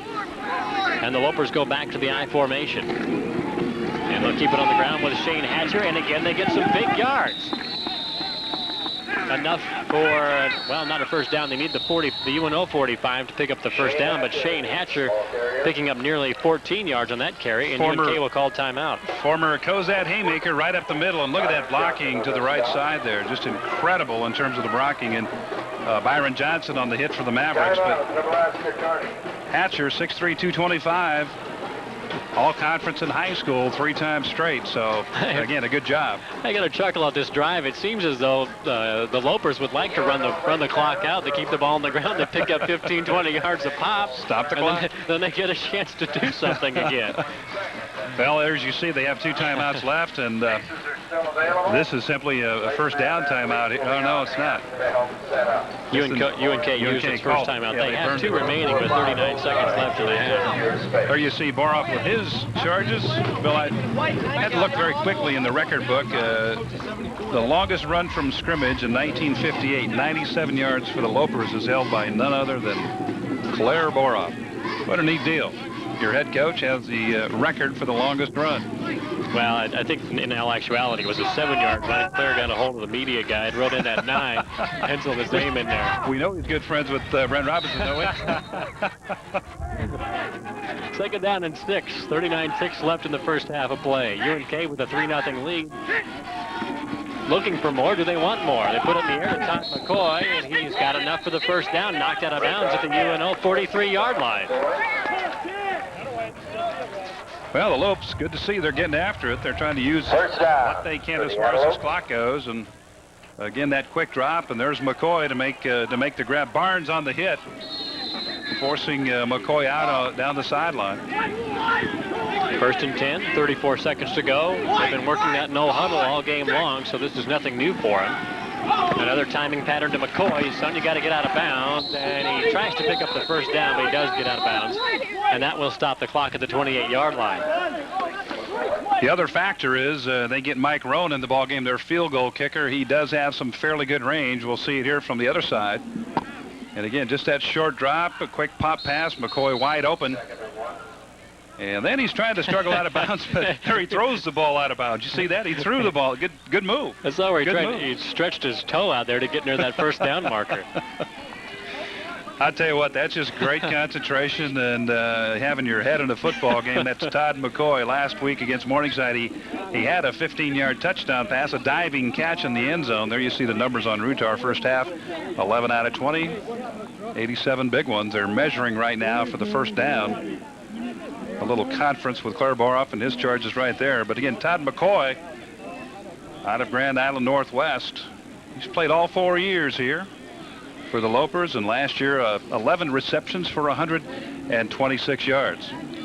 Well, if McCoy wears a size 12, he may have the first down, but the size 9 is about 3 inches shy, so it'll be second down and 1. 28 seconds remaining in the first half, and they'll spot it at the Maverick 34-yard line. Well, this is an interesting drive that began down at the UNK 5-yard line. It appeared as though Boroff and company, all they wanted to do was run the clock out. Instead, they ran it up for some big yards, got themselves out of danger. Then it looked like, well, they were in trouble again on that holding call. Then they got some big yards back. This last 30, 40 seconds has taken quite a while. And again, you go back to what Kevin Kugler said a moment ago. They've got some problems in that Maverick defense if they can't hold a team that's trying to run the clock out. Nobody in the backfield. Rutar will keep it himself. He's got some good mobility. Gets across the 30 to the 28-yard line. They've got 2 timeouts to use, and they will use one of them. Cedric Welch that time on the hit. He had Rutar in his sights. Took his drop to the hook zone. He's a linebacker. Took his drop to the hook zone, and then he saw Rutar set up. Well, what do we have now? We have a... They did pick up the first down. That stops the clock, and they also used the timeout. See it again right here. He sets up. Everything's covered, so I'm going to take it up inside, and now you see Welch come from the left side, and he has him zeroed in, and Rutar goes down. Wisely goes down. You don't need another bump or a bruise here as we wind this baby down here in the first half. 21 seconds left with Kearney on the timeout. I like this quarterback, Chad Rutar. One thing that they really like about him is his mobility, and he does run the football well. He made a lot of friends last week in that performance over Morningside. It was his first career start. Came out through 2 touchdown passes in the first quarter. Got him out to a 13-0 lead and really showed some guts. And they really earned the respect of his teammates. And they've followed right along here. They're playing some pretty good football for him. Got to give those guys up front credit too. Todd Peters, George Murdoch, Corey Williams, Chad Vokoun, and Sean Evans. That big offensive line. They've done a nice job of creating some holes for a running game that they thought was questionable coming into this game and really into the season. Well, I'll tell you what, as any quarterback would attest to, Bill, when you've got a line that big and a line that moves fairly well, it's a joy to be a quarterback when you can set back up in there and throw the ball and pick the receivers downfield, and that's what Rutar's been able to do. 21 ticks left here in the first half. 3-0 UNK, delayed the draw to Van Housen. He has nowhere to go. He's drugged down after a gain of 2 yards.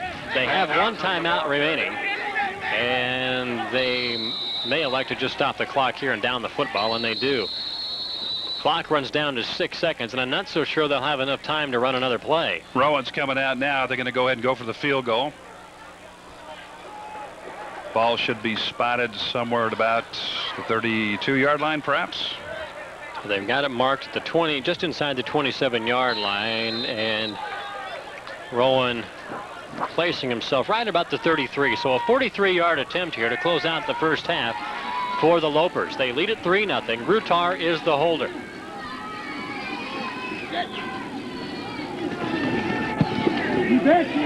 Coming right at you. Yes, indeed. And good.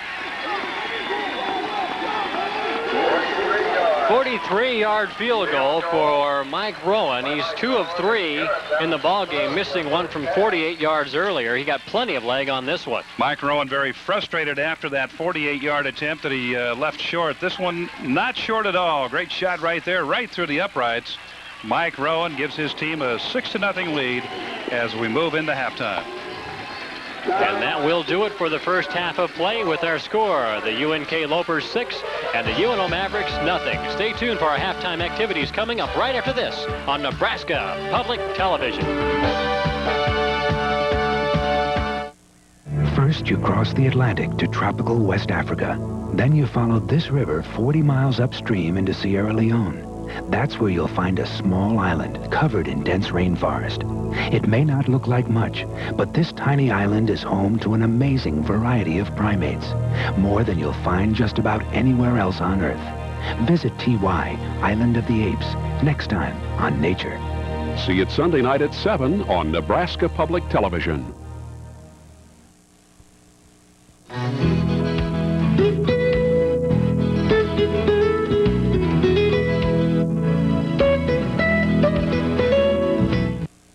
We'd like to know what you think about this program. Call us at 402-472-7777 and give us your opinion. Our number again is 402-472-7777.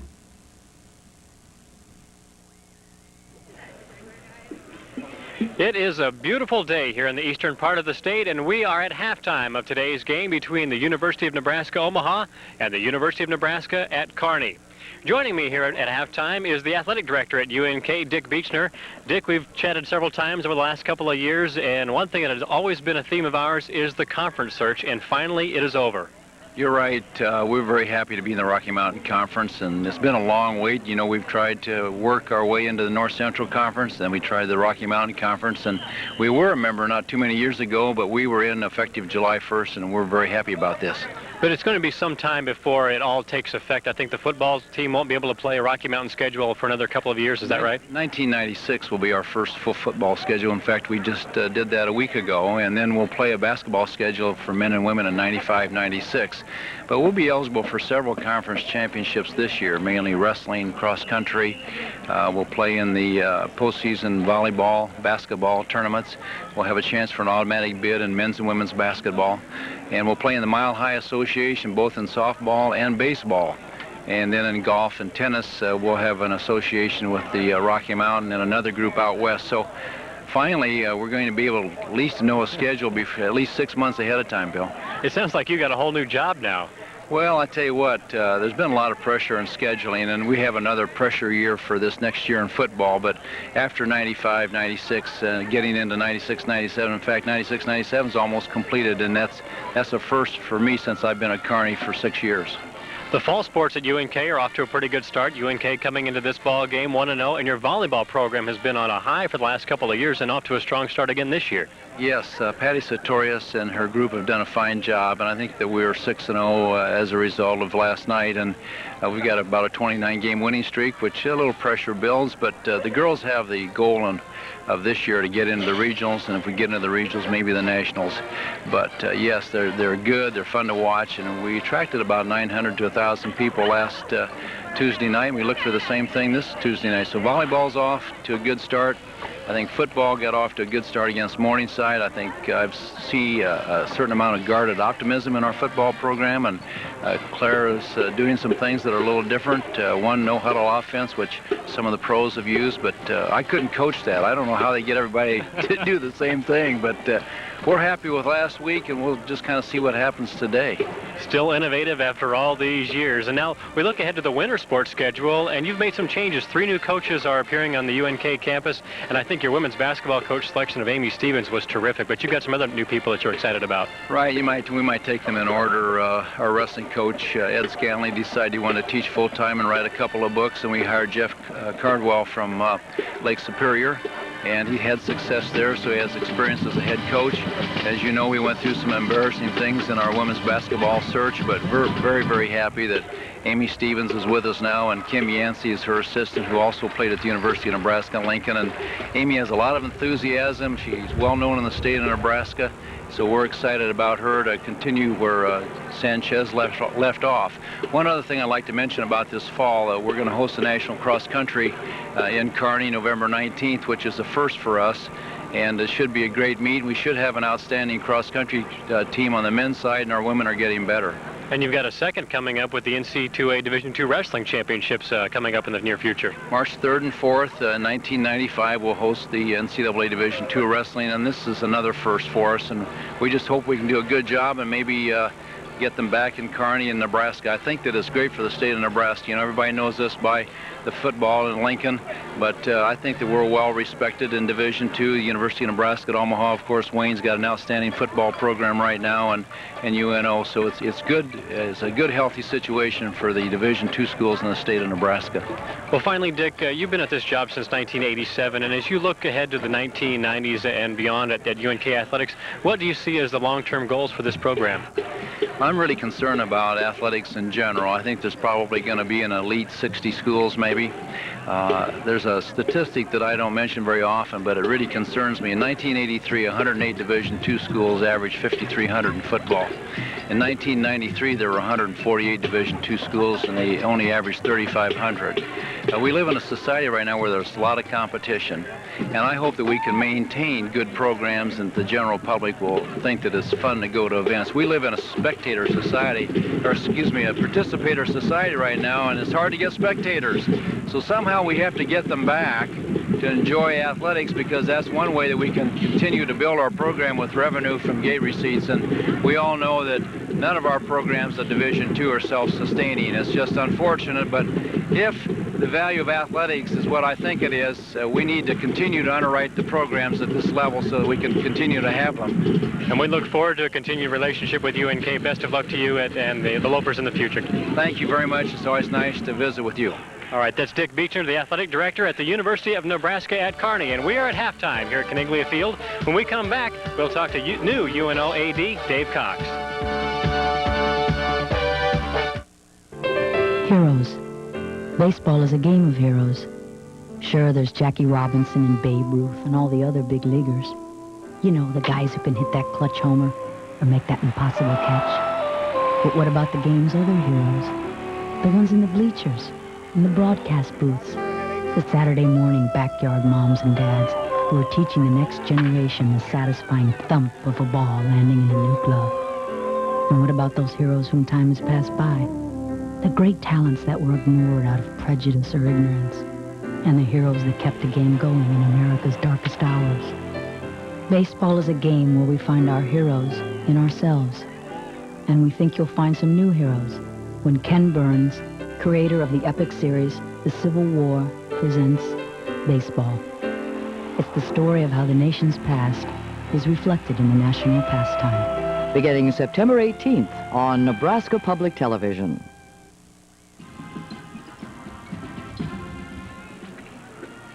It's UNO and UNK today on Nebraska Public Television, and we are at halftime. Joining me now is the new athletic director at the University of Nebraska, Omaha, Dave Cox. And Dave, you spent 15 years at Iowa State University. Welcome to the other side of the river. Well, that's great, and thank you. You're one of the many that have welcomed me and made me feel very comfortable in our new home. Well, you just began your job not too long ago, and then they just throw you right into the fire right when football season starts. Well, that's all right. I'm accustomed to that. Yes, I started September 1 and actually was here a week or two ahead of that, trying to get some things organized and trying to get to know the players on my team inside administratively, just like Coach Burns had to learn everybody new last spring. Well, you really came into a unique situation here at UNO in the fact that there are 8 new faces in the men's athletic department here at UNO. New football coach, new men's basketball coach, a lot of new people around here to get involved with.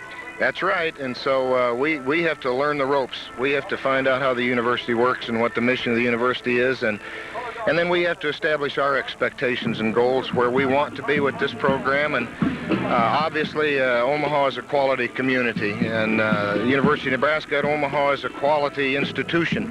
And therefore, we want to be great representatives and take our place in both communities and represent everyone well.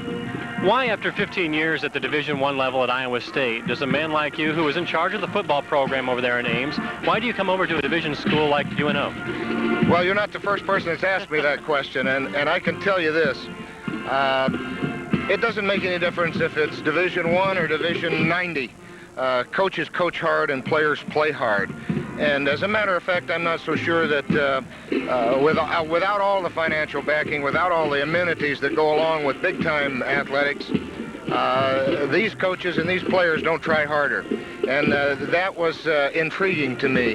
And to come to a place, as I mentioned, like UNO, with the leadership of Del Weber and his staff that have been here a long time, Gary Carrico and Rich Hoover and Mary Bruning and people like that, you feel very comfortable rapidly, and I'm so happy to be here.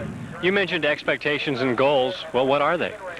Our expectations are to maximize everything that we have going for us right now. In other words, every player that we have, let's try to improve. Let's try to coach them to where they're better.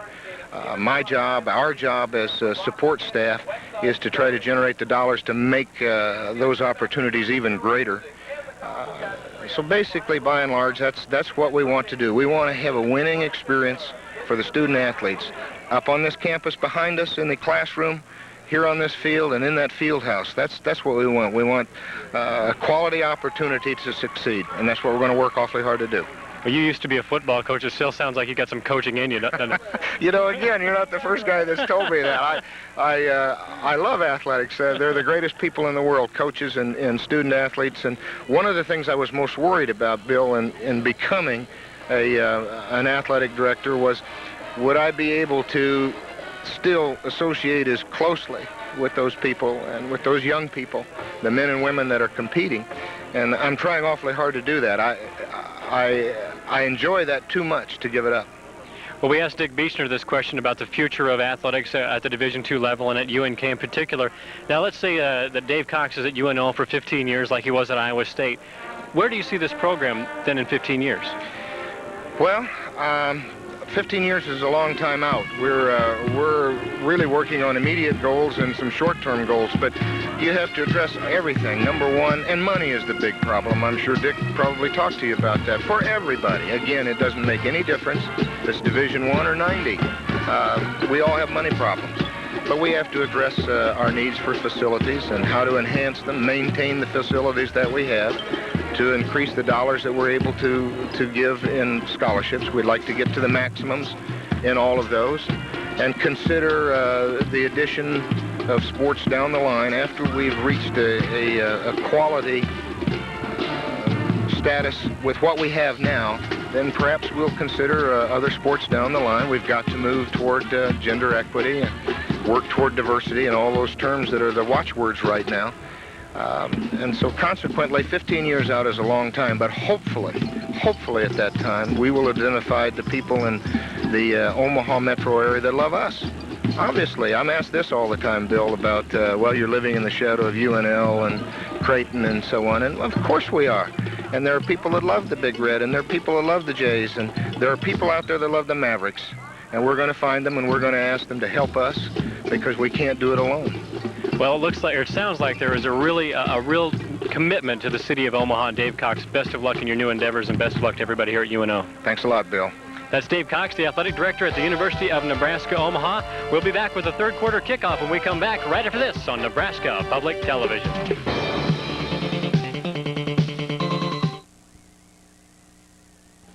Next time on Austin City Limits, a true Texas original, Lyle Lovett. Dear the Lord, let the praises be. It's time for dinner now. Let's go. Yeah. And from New Orleans, Dr. John. Such a night. Such a night. Watch Austin City Limits Thursday night at 7 on Nebraska Public Television. Welcome to a place that is always just beginning, that rouses itself day to day and year to year to admire what it's made, starting with nothing, then rushes to invent itself all over again. Ordinary people doing extraordinary things. There are a million stories in the streets of the cities we never finish building. We intend to tell them all.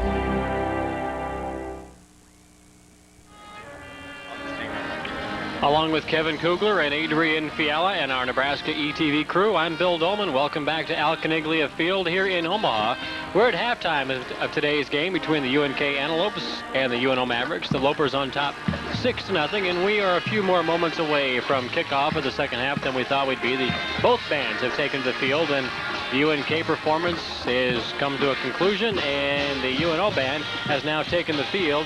And at halftime, well, UNK with a 6-0 lead, and by looks of the statistics, it should be more.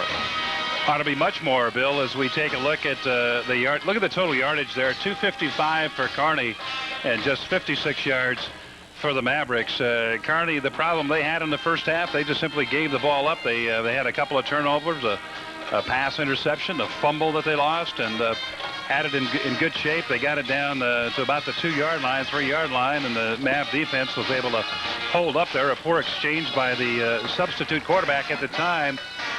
Their quarterback Price, Danny Price, was able, well, he was ready to go, but he had a poor exchange with the center, not able to move it on in. So again, all those numbers there would indicate that Kearney should be much further ahead, but indeed they're not. Just 2 field goals by Mike Rowan, their field goal kicker. The first one being a 24-yard field goal, the second a 43-yard field goal. So Rowan doing a good job in that category. He missed a 48-yard field goal that was just short by about 5 or 6 yards. But those stats, again, tell the tale here today.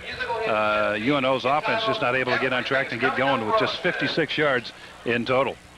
Well, I think Clairbaugh has to be most pleased with the UNK running attack. They didn't think that they could come in here and run on UNO, and they have run very well against this Maverick defense. They've gotten a lot of production out of Dale Van Housen, who we told you before has suffered some injuries, has a bad shoulder, and has at times run fairly tentatively. But behind that big offensive line, he's got 11 carries, 67 yards here in the first half. They have to be really happy with the way they've been able to establish the ground game, which of course opens things up for the passing attack. And they've got a good thrower in Chad Rutar, who's had a pretty good half himself. So it really has been a very impressive performance today for the UNK Lopers, who are looking for their second win of the year in as many weeks. Well, let's go down to the sidelines and check in on Kevin Kugler and see what his halftime impressions are. Kevin?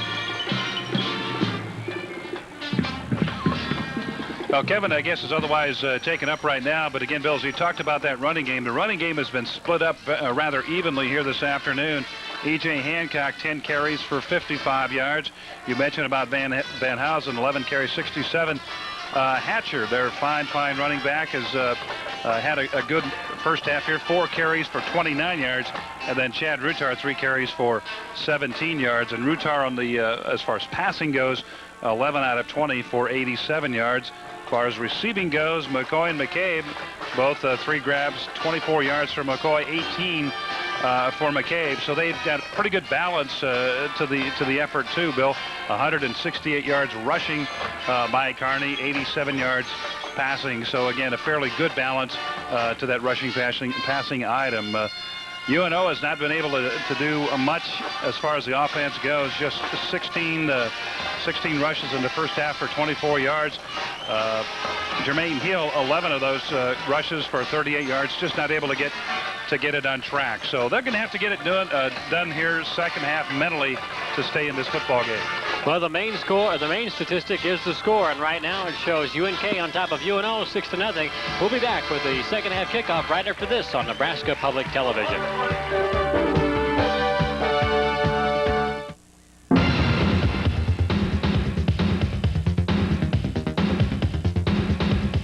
Nebraska Public Television is where the action is.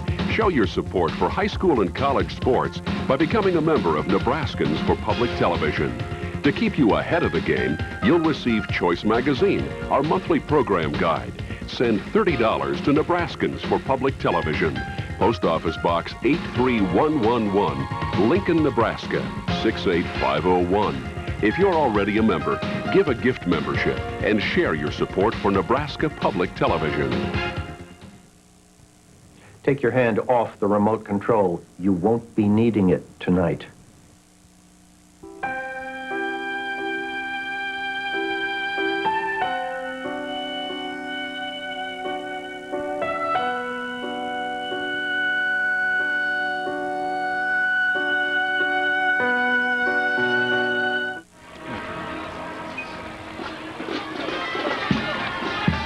Well, the Lopers of UNK have returned to the field with their 6-0 lead. We await the UNO Mavericks, and here they come. Bill Dolman, Adrian Pial, and Kevin Kugler at Caniglia Field in Omaha. 30 minutes of football remain between these two rivals in the NCAA Division II in the state of Nebraska. UNK has lost the last 4 meetings in this series. They're looking for a bit of redemption. Last year, they had a 14-0 lead on UNO and then gave up 38 unanswered points and lost that one 38-29. They'd like to hold on to the lead that they have here. It could be more, but it's only 6-0, so that's a very weak lead at best if UNK or UNO could get something untracked here in the second half. And I'm sure Pat Burns, who was looking for some effort in his ball club coming into play today, was even more fiery about that in the halftime locker room. Well, again, it gets to be just a mental, really a mental thing with the ball players when they're faced with a situation, Bill, that they have before them. As you see Burns' record at North Dakota, he was a head coach there at North Dakota. 36-27 was his record at North Dakota. I think offensive coordinator also for UNLV and at Utah State also for a couple of years in each of those organizations. But back to this ball game, the Mavs, I think the Mavs have the athletic ability and the talent, but right now it's just simply a mind game with them. They need to get their concentration back and believe in what they can do. They've got the ability to get it done, Bill, but they really need to believe in themselves and get back into it and get it done. And it's just been a real problem when you literally get the stuffing knocked out of you in your first ball game against a great football team like they did last week. It can really do havoc with your mind and your confidence, and that's just what some of the things you see on the field here this afternoon. Sometimes you miss that tackle. You're thinking more about making the mistake rather than making the play, and when you think about making the mistake, chances are you're going to make another one. So they need to get that out of their system and just go play football. Kevin Kugler is mic'd up and ready to go. Let's go down to the sidelines and get his first half impressions. Kevin? Well, Bill, the report out of the UNK locker room as the Antelopes have just taken the field, Coach Claire Boroff is just going to take the ball and ram it down UNO's throat this second half. They want to run, and run some more at the Maverick defense. Now, the wind is one thing they're very concerned about. The coaching staff, if they had the option, was going to take the wind in the fourth quarter. The wind, which has been picked to go up to about 20 miles an hour or so today, the coaching staff at UNK was very concerned about that, and they were going to take the wind in the fourth quarter because they felt like they had a little momentum in the third and could run with the wind in their face, Bill. All right, Kevin, thank you. That will be interesting to see. They've got that running game established already. We told you what the numbers are. Again, that big edge, 255 yards to 56, and the Claire Boroff coming out with some red in his eyes. Sounds like Mean Gene Okerlund should be out there mediating things on the field. But there's Claire Boroff. Claire. He's all decked in blue, but he's got a little red in the eyes right now. But I want to tell you what, gang, this ball game, it's only 6-0. This ball game is anybody's football game, as you well know. And again, that's why the Mavericks cannot get their dauber down. I mean, they're just behind by 6 points. They score a touchdown and an EP. Hey, they're ahead. So they got to just play with some confidence, as I mentioned, go out and play football. And if they can get that done, they can overcome a lot of the problem that they have right now. They will have a chance to begin play here in the third quarter. UNO will have the football, and they will have the wind behind them. Absolutely. And again, as we talked about earlier on in this telecast, their quarterback, Troy Klaber, can throw the ball very well. They've got a couple of really fine backs in Jermaine Hill and Murad Cave. They need some blocking up front to get it done. You got the likes of John Caniglia and Mike Turco that we talked about a little bit in that first half. So, hey, just build it up in the mind and get going. How much has the UNK running game improved over the last week? Well, quite a bit. 165 yards in the entire game against Morningside. They've got 255 already today against UNO, against a team they didn't think that they could run against. So it'll be interesting to see, and they are getting some pretty good production out of Hatcher, Hancock, and Van Housen. Deep for the UNO Mavericks, number 2 is Marcus Ivy, and number 21 is Travis Washington. Washington, one of the starting quarterbacks. Ivy, a wide receiver and return specialist. The ball is about to be teed up at the 35-yard line, and Mike Rowan will kick things away. He owns all 6 points in this ball game, 2 for 3 on field goals. 1 from 24, 1 from 43. Hitting that last one as the time expired to end the first half of play. And we're about ready to go with the second half, and here it is. There's a line driving kick that bounded around and taken by one of the up men. That's number 58. Scott Whitaker, a linebacker from Warsaw, Indiana. We've got 2 linebackers getting in on the kick return duties today. Butch Peltz for UNK took the opening kickoff of the ball game. Is that Wausau or Warsaw? Depends on what you're in the market for.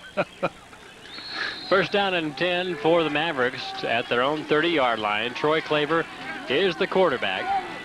Jermaine Hill, the setback. 3 receivers in the opening pattern here. And they'll keep it on the ground with Hill, and he's got some room to run.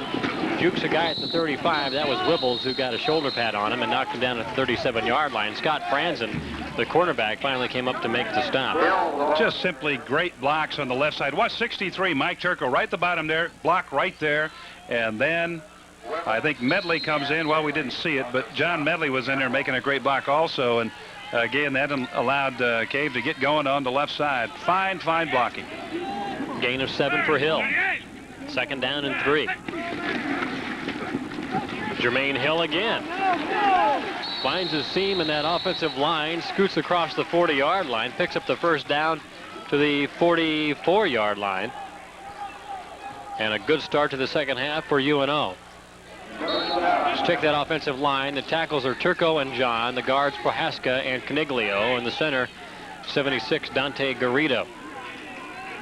All in front of that man, Troy Claver, 6'4", redshirt freshman. Again on the ground, again to Hill. This time a pickup of 2 yards. Matt Brueggemann, 94, the right defensive tackle, tripped him up and made the stop after a short gain. And again, a good job over there right side by John Caniglio, number 62. John is 6 foot, 250 pounds, and he's an awfully strong young man. Gain of 3, second down and 7, the ball at the 47. Quick snap and a quick handoff to Hill, and he is submarined by Mike Irwin, the left defensive end, a junior from Trenton, New Jersey.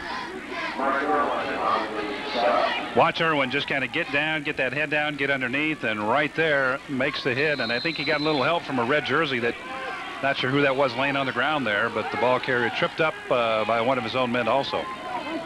Beat Rory Whaley, the tight end, on that play. 3rd and long, 3rd and 7.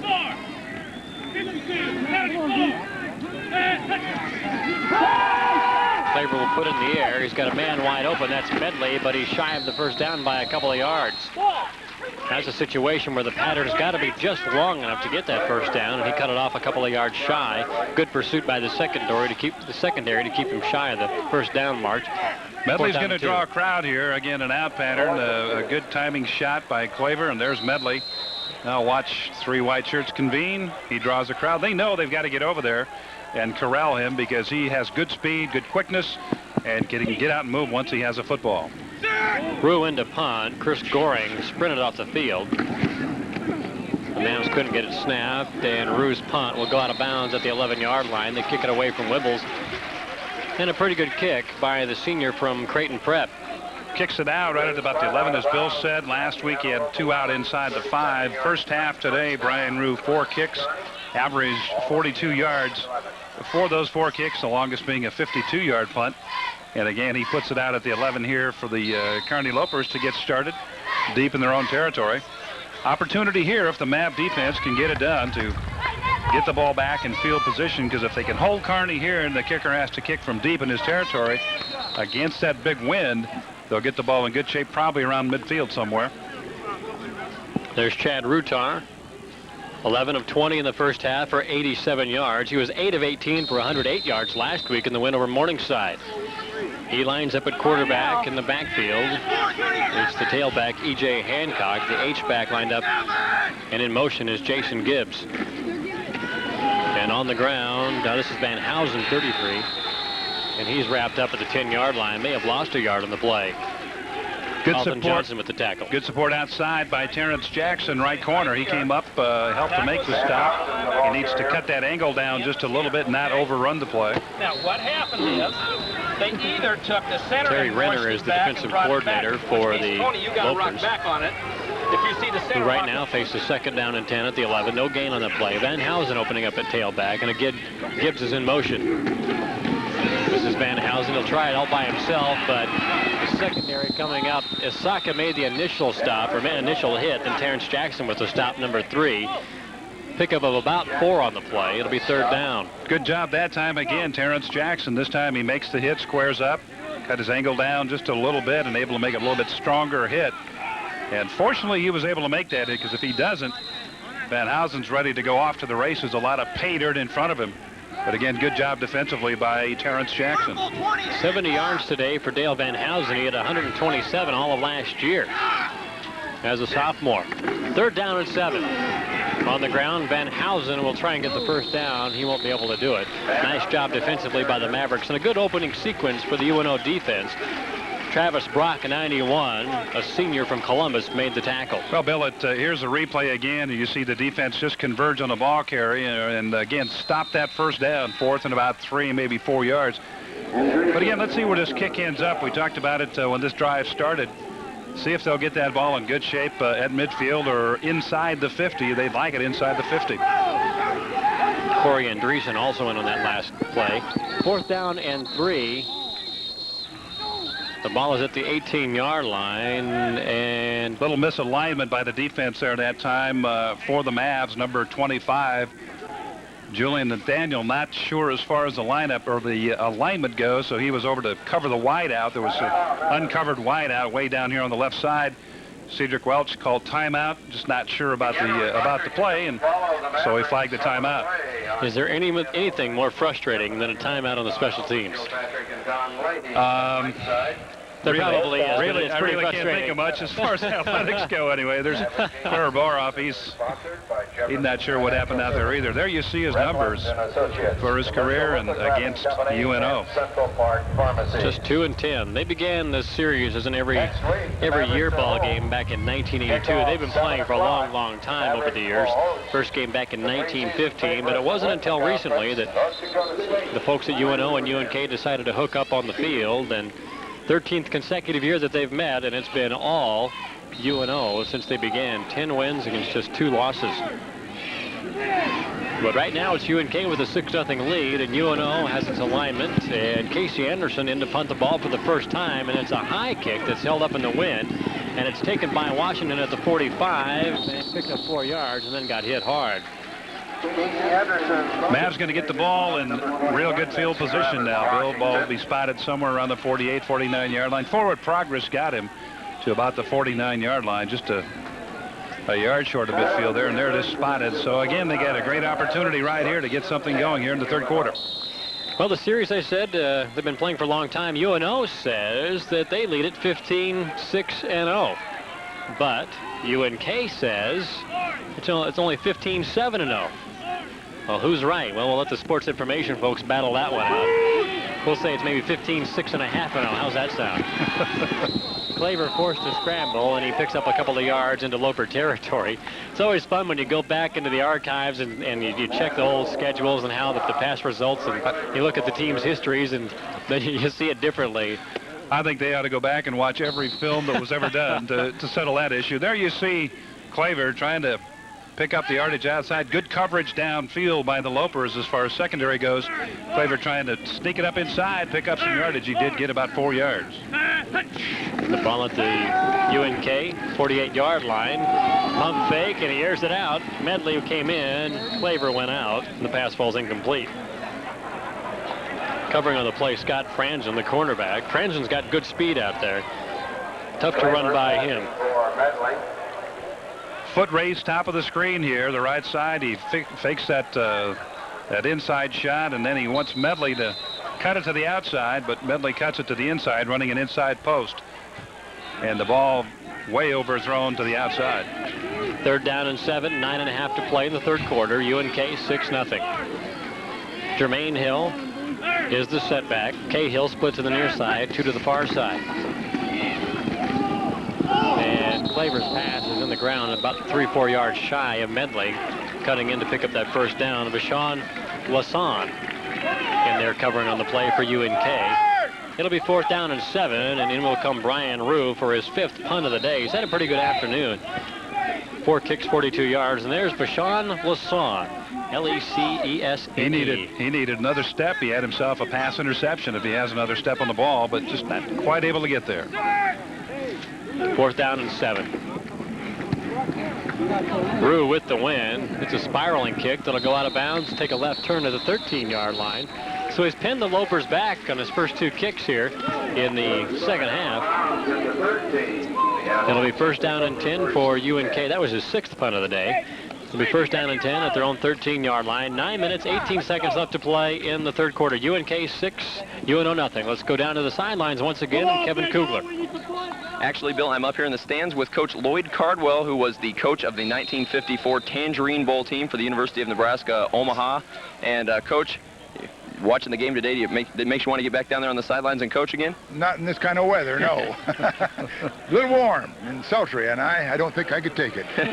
You're watching this UNO team. What kinds of differences do you see from football played now as it was 40 years ago when you were coaching that Tangerine Bowl team? Well, it's still tackling and running and blocking. After all, they don't change as far as that's concerned, except maybe they do a little better then than they do now, the way things look. Bill, back to you. All right, Kevin, thank you. And they celebrated the 40th anniversary of the Tangerine Bowl. They had a big banquet and reception last night. And I talked to Gary Anderson, the sports information director here at UNO, and he said it was a terrific night. A lot of guys were really kind of emotional in the gathering, and they really enjoyed seeing one another once again and celebrating one of the best seasons for any football team in the state of Nebraska, that 54 Tangerine Bowl team that University of Omaha put together, and it was good to see them all get together once again. UNK on the move, trying to get out of the shadows of their own goalposts. Well, Bill, those things are great to go to. We've had a few of those down at Lincoln with some of our ball clubs, as Claire Boroff exhorting his bunch. Watch the blocking top right of the screen. Again, excellent. Look at all the red shirts on the ground, and that's what lets Hancock get outside and make good yardage. But again, those kind of things are great fun, reminisce. And boy, I want to tell you, every time you get together, it just gets better and better and better. You ran a lot further, you tackled a lot harder, and you won a lot bigger. 1st down and 10 on that carry. To pick up the 1st down. A quick handoff to the fullback, Shane Hatcher. He bowls his way to the 35-yard line. And Kevin told us coming out of that locker room at halftime that Claire Boroff just wanted to ram it right at him, and that's exactly what they're doing here in the second half. Here it is again, right up the middle, and a good job, just a heck of a job. Cedric Welch on the hit for the Mavs, but again, Shane Hatcher right up the middle. Just bully, and they're doing it. They're putting it right down the throat, as Kevin told us they thought they would. Gain of 7, 2nd down and 3. Another quick handoff, and again it's Hatcher spinning his way. He needs the 38-yard line for the 1st down. He'll be about a yard shy. Well, the temperature at game time was in the high 80s and expected to reach into the 90s. And of course, down on the AstroTurf, it multiplies down there, probably well over 100 degrees on the AstroTurf, as we see Hatcher's numbers, 7 carries, 43 yards. Good productivity and a balanced attack in that Loper backfield. So the heat and the humidity can play a role, and it's only a 6-point ball game right now. And it'll be interesting to see with that ground attack how well that UNK offensive line will hold up when we get into the 4th quarter and the dog days of the final minutes. Well, so far they've held up pretty well, but again, the 4th quarter will tell. The other thing about it is, Bill, they're going to have a good strong wind at their back in that 4th quarter. If UNO is going to make a move, they need to do it right now. There you see the measurement just a little bit short for the 1st down, but again, UNO needs to make a move. They need to do something now. They had a golden opportunity in the series before this, getting the ball at midfield or just short of midfield and not able to capitalize on that. 3 kicks and out, or 3 plays and out. But again, they've got to get it going here. Goal line defense to stop that 1st down. 3rd and inches, and quick up the middle. Van Housen fumbled the football, and it's still loose. And the Mavericks may have their 2nd fumble recovery of the day, and they do. Sal Asaka with the big hit and the fumble recovery, and a great opportunity for the Mavs. There he is right there, Sal Asaka. They like to call him Rex, but again, he is there at the hour. Chicago, Illinois, he's a senior. Watch this here. Ball's just going to come loose. Good, tough run up inside there, and there's a hit. And there you see, who is that? What number is it? Mike Hassler sticks his hand right in there and knocks it loose. So credit the forced fumble to Mike Hassler, and Salasaka with the recovery. Again, a golden opportunity for the Mavs. Jermaine Hill trying to get outside, and he's down to the 41-yard line. It'll be a pickup of 5, maybe 6 yards on the play.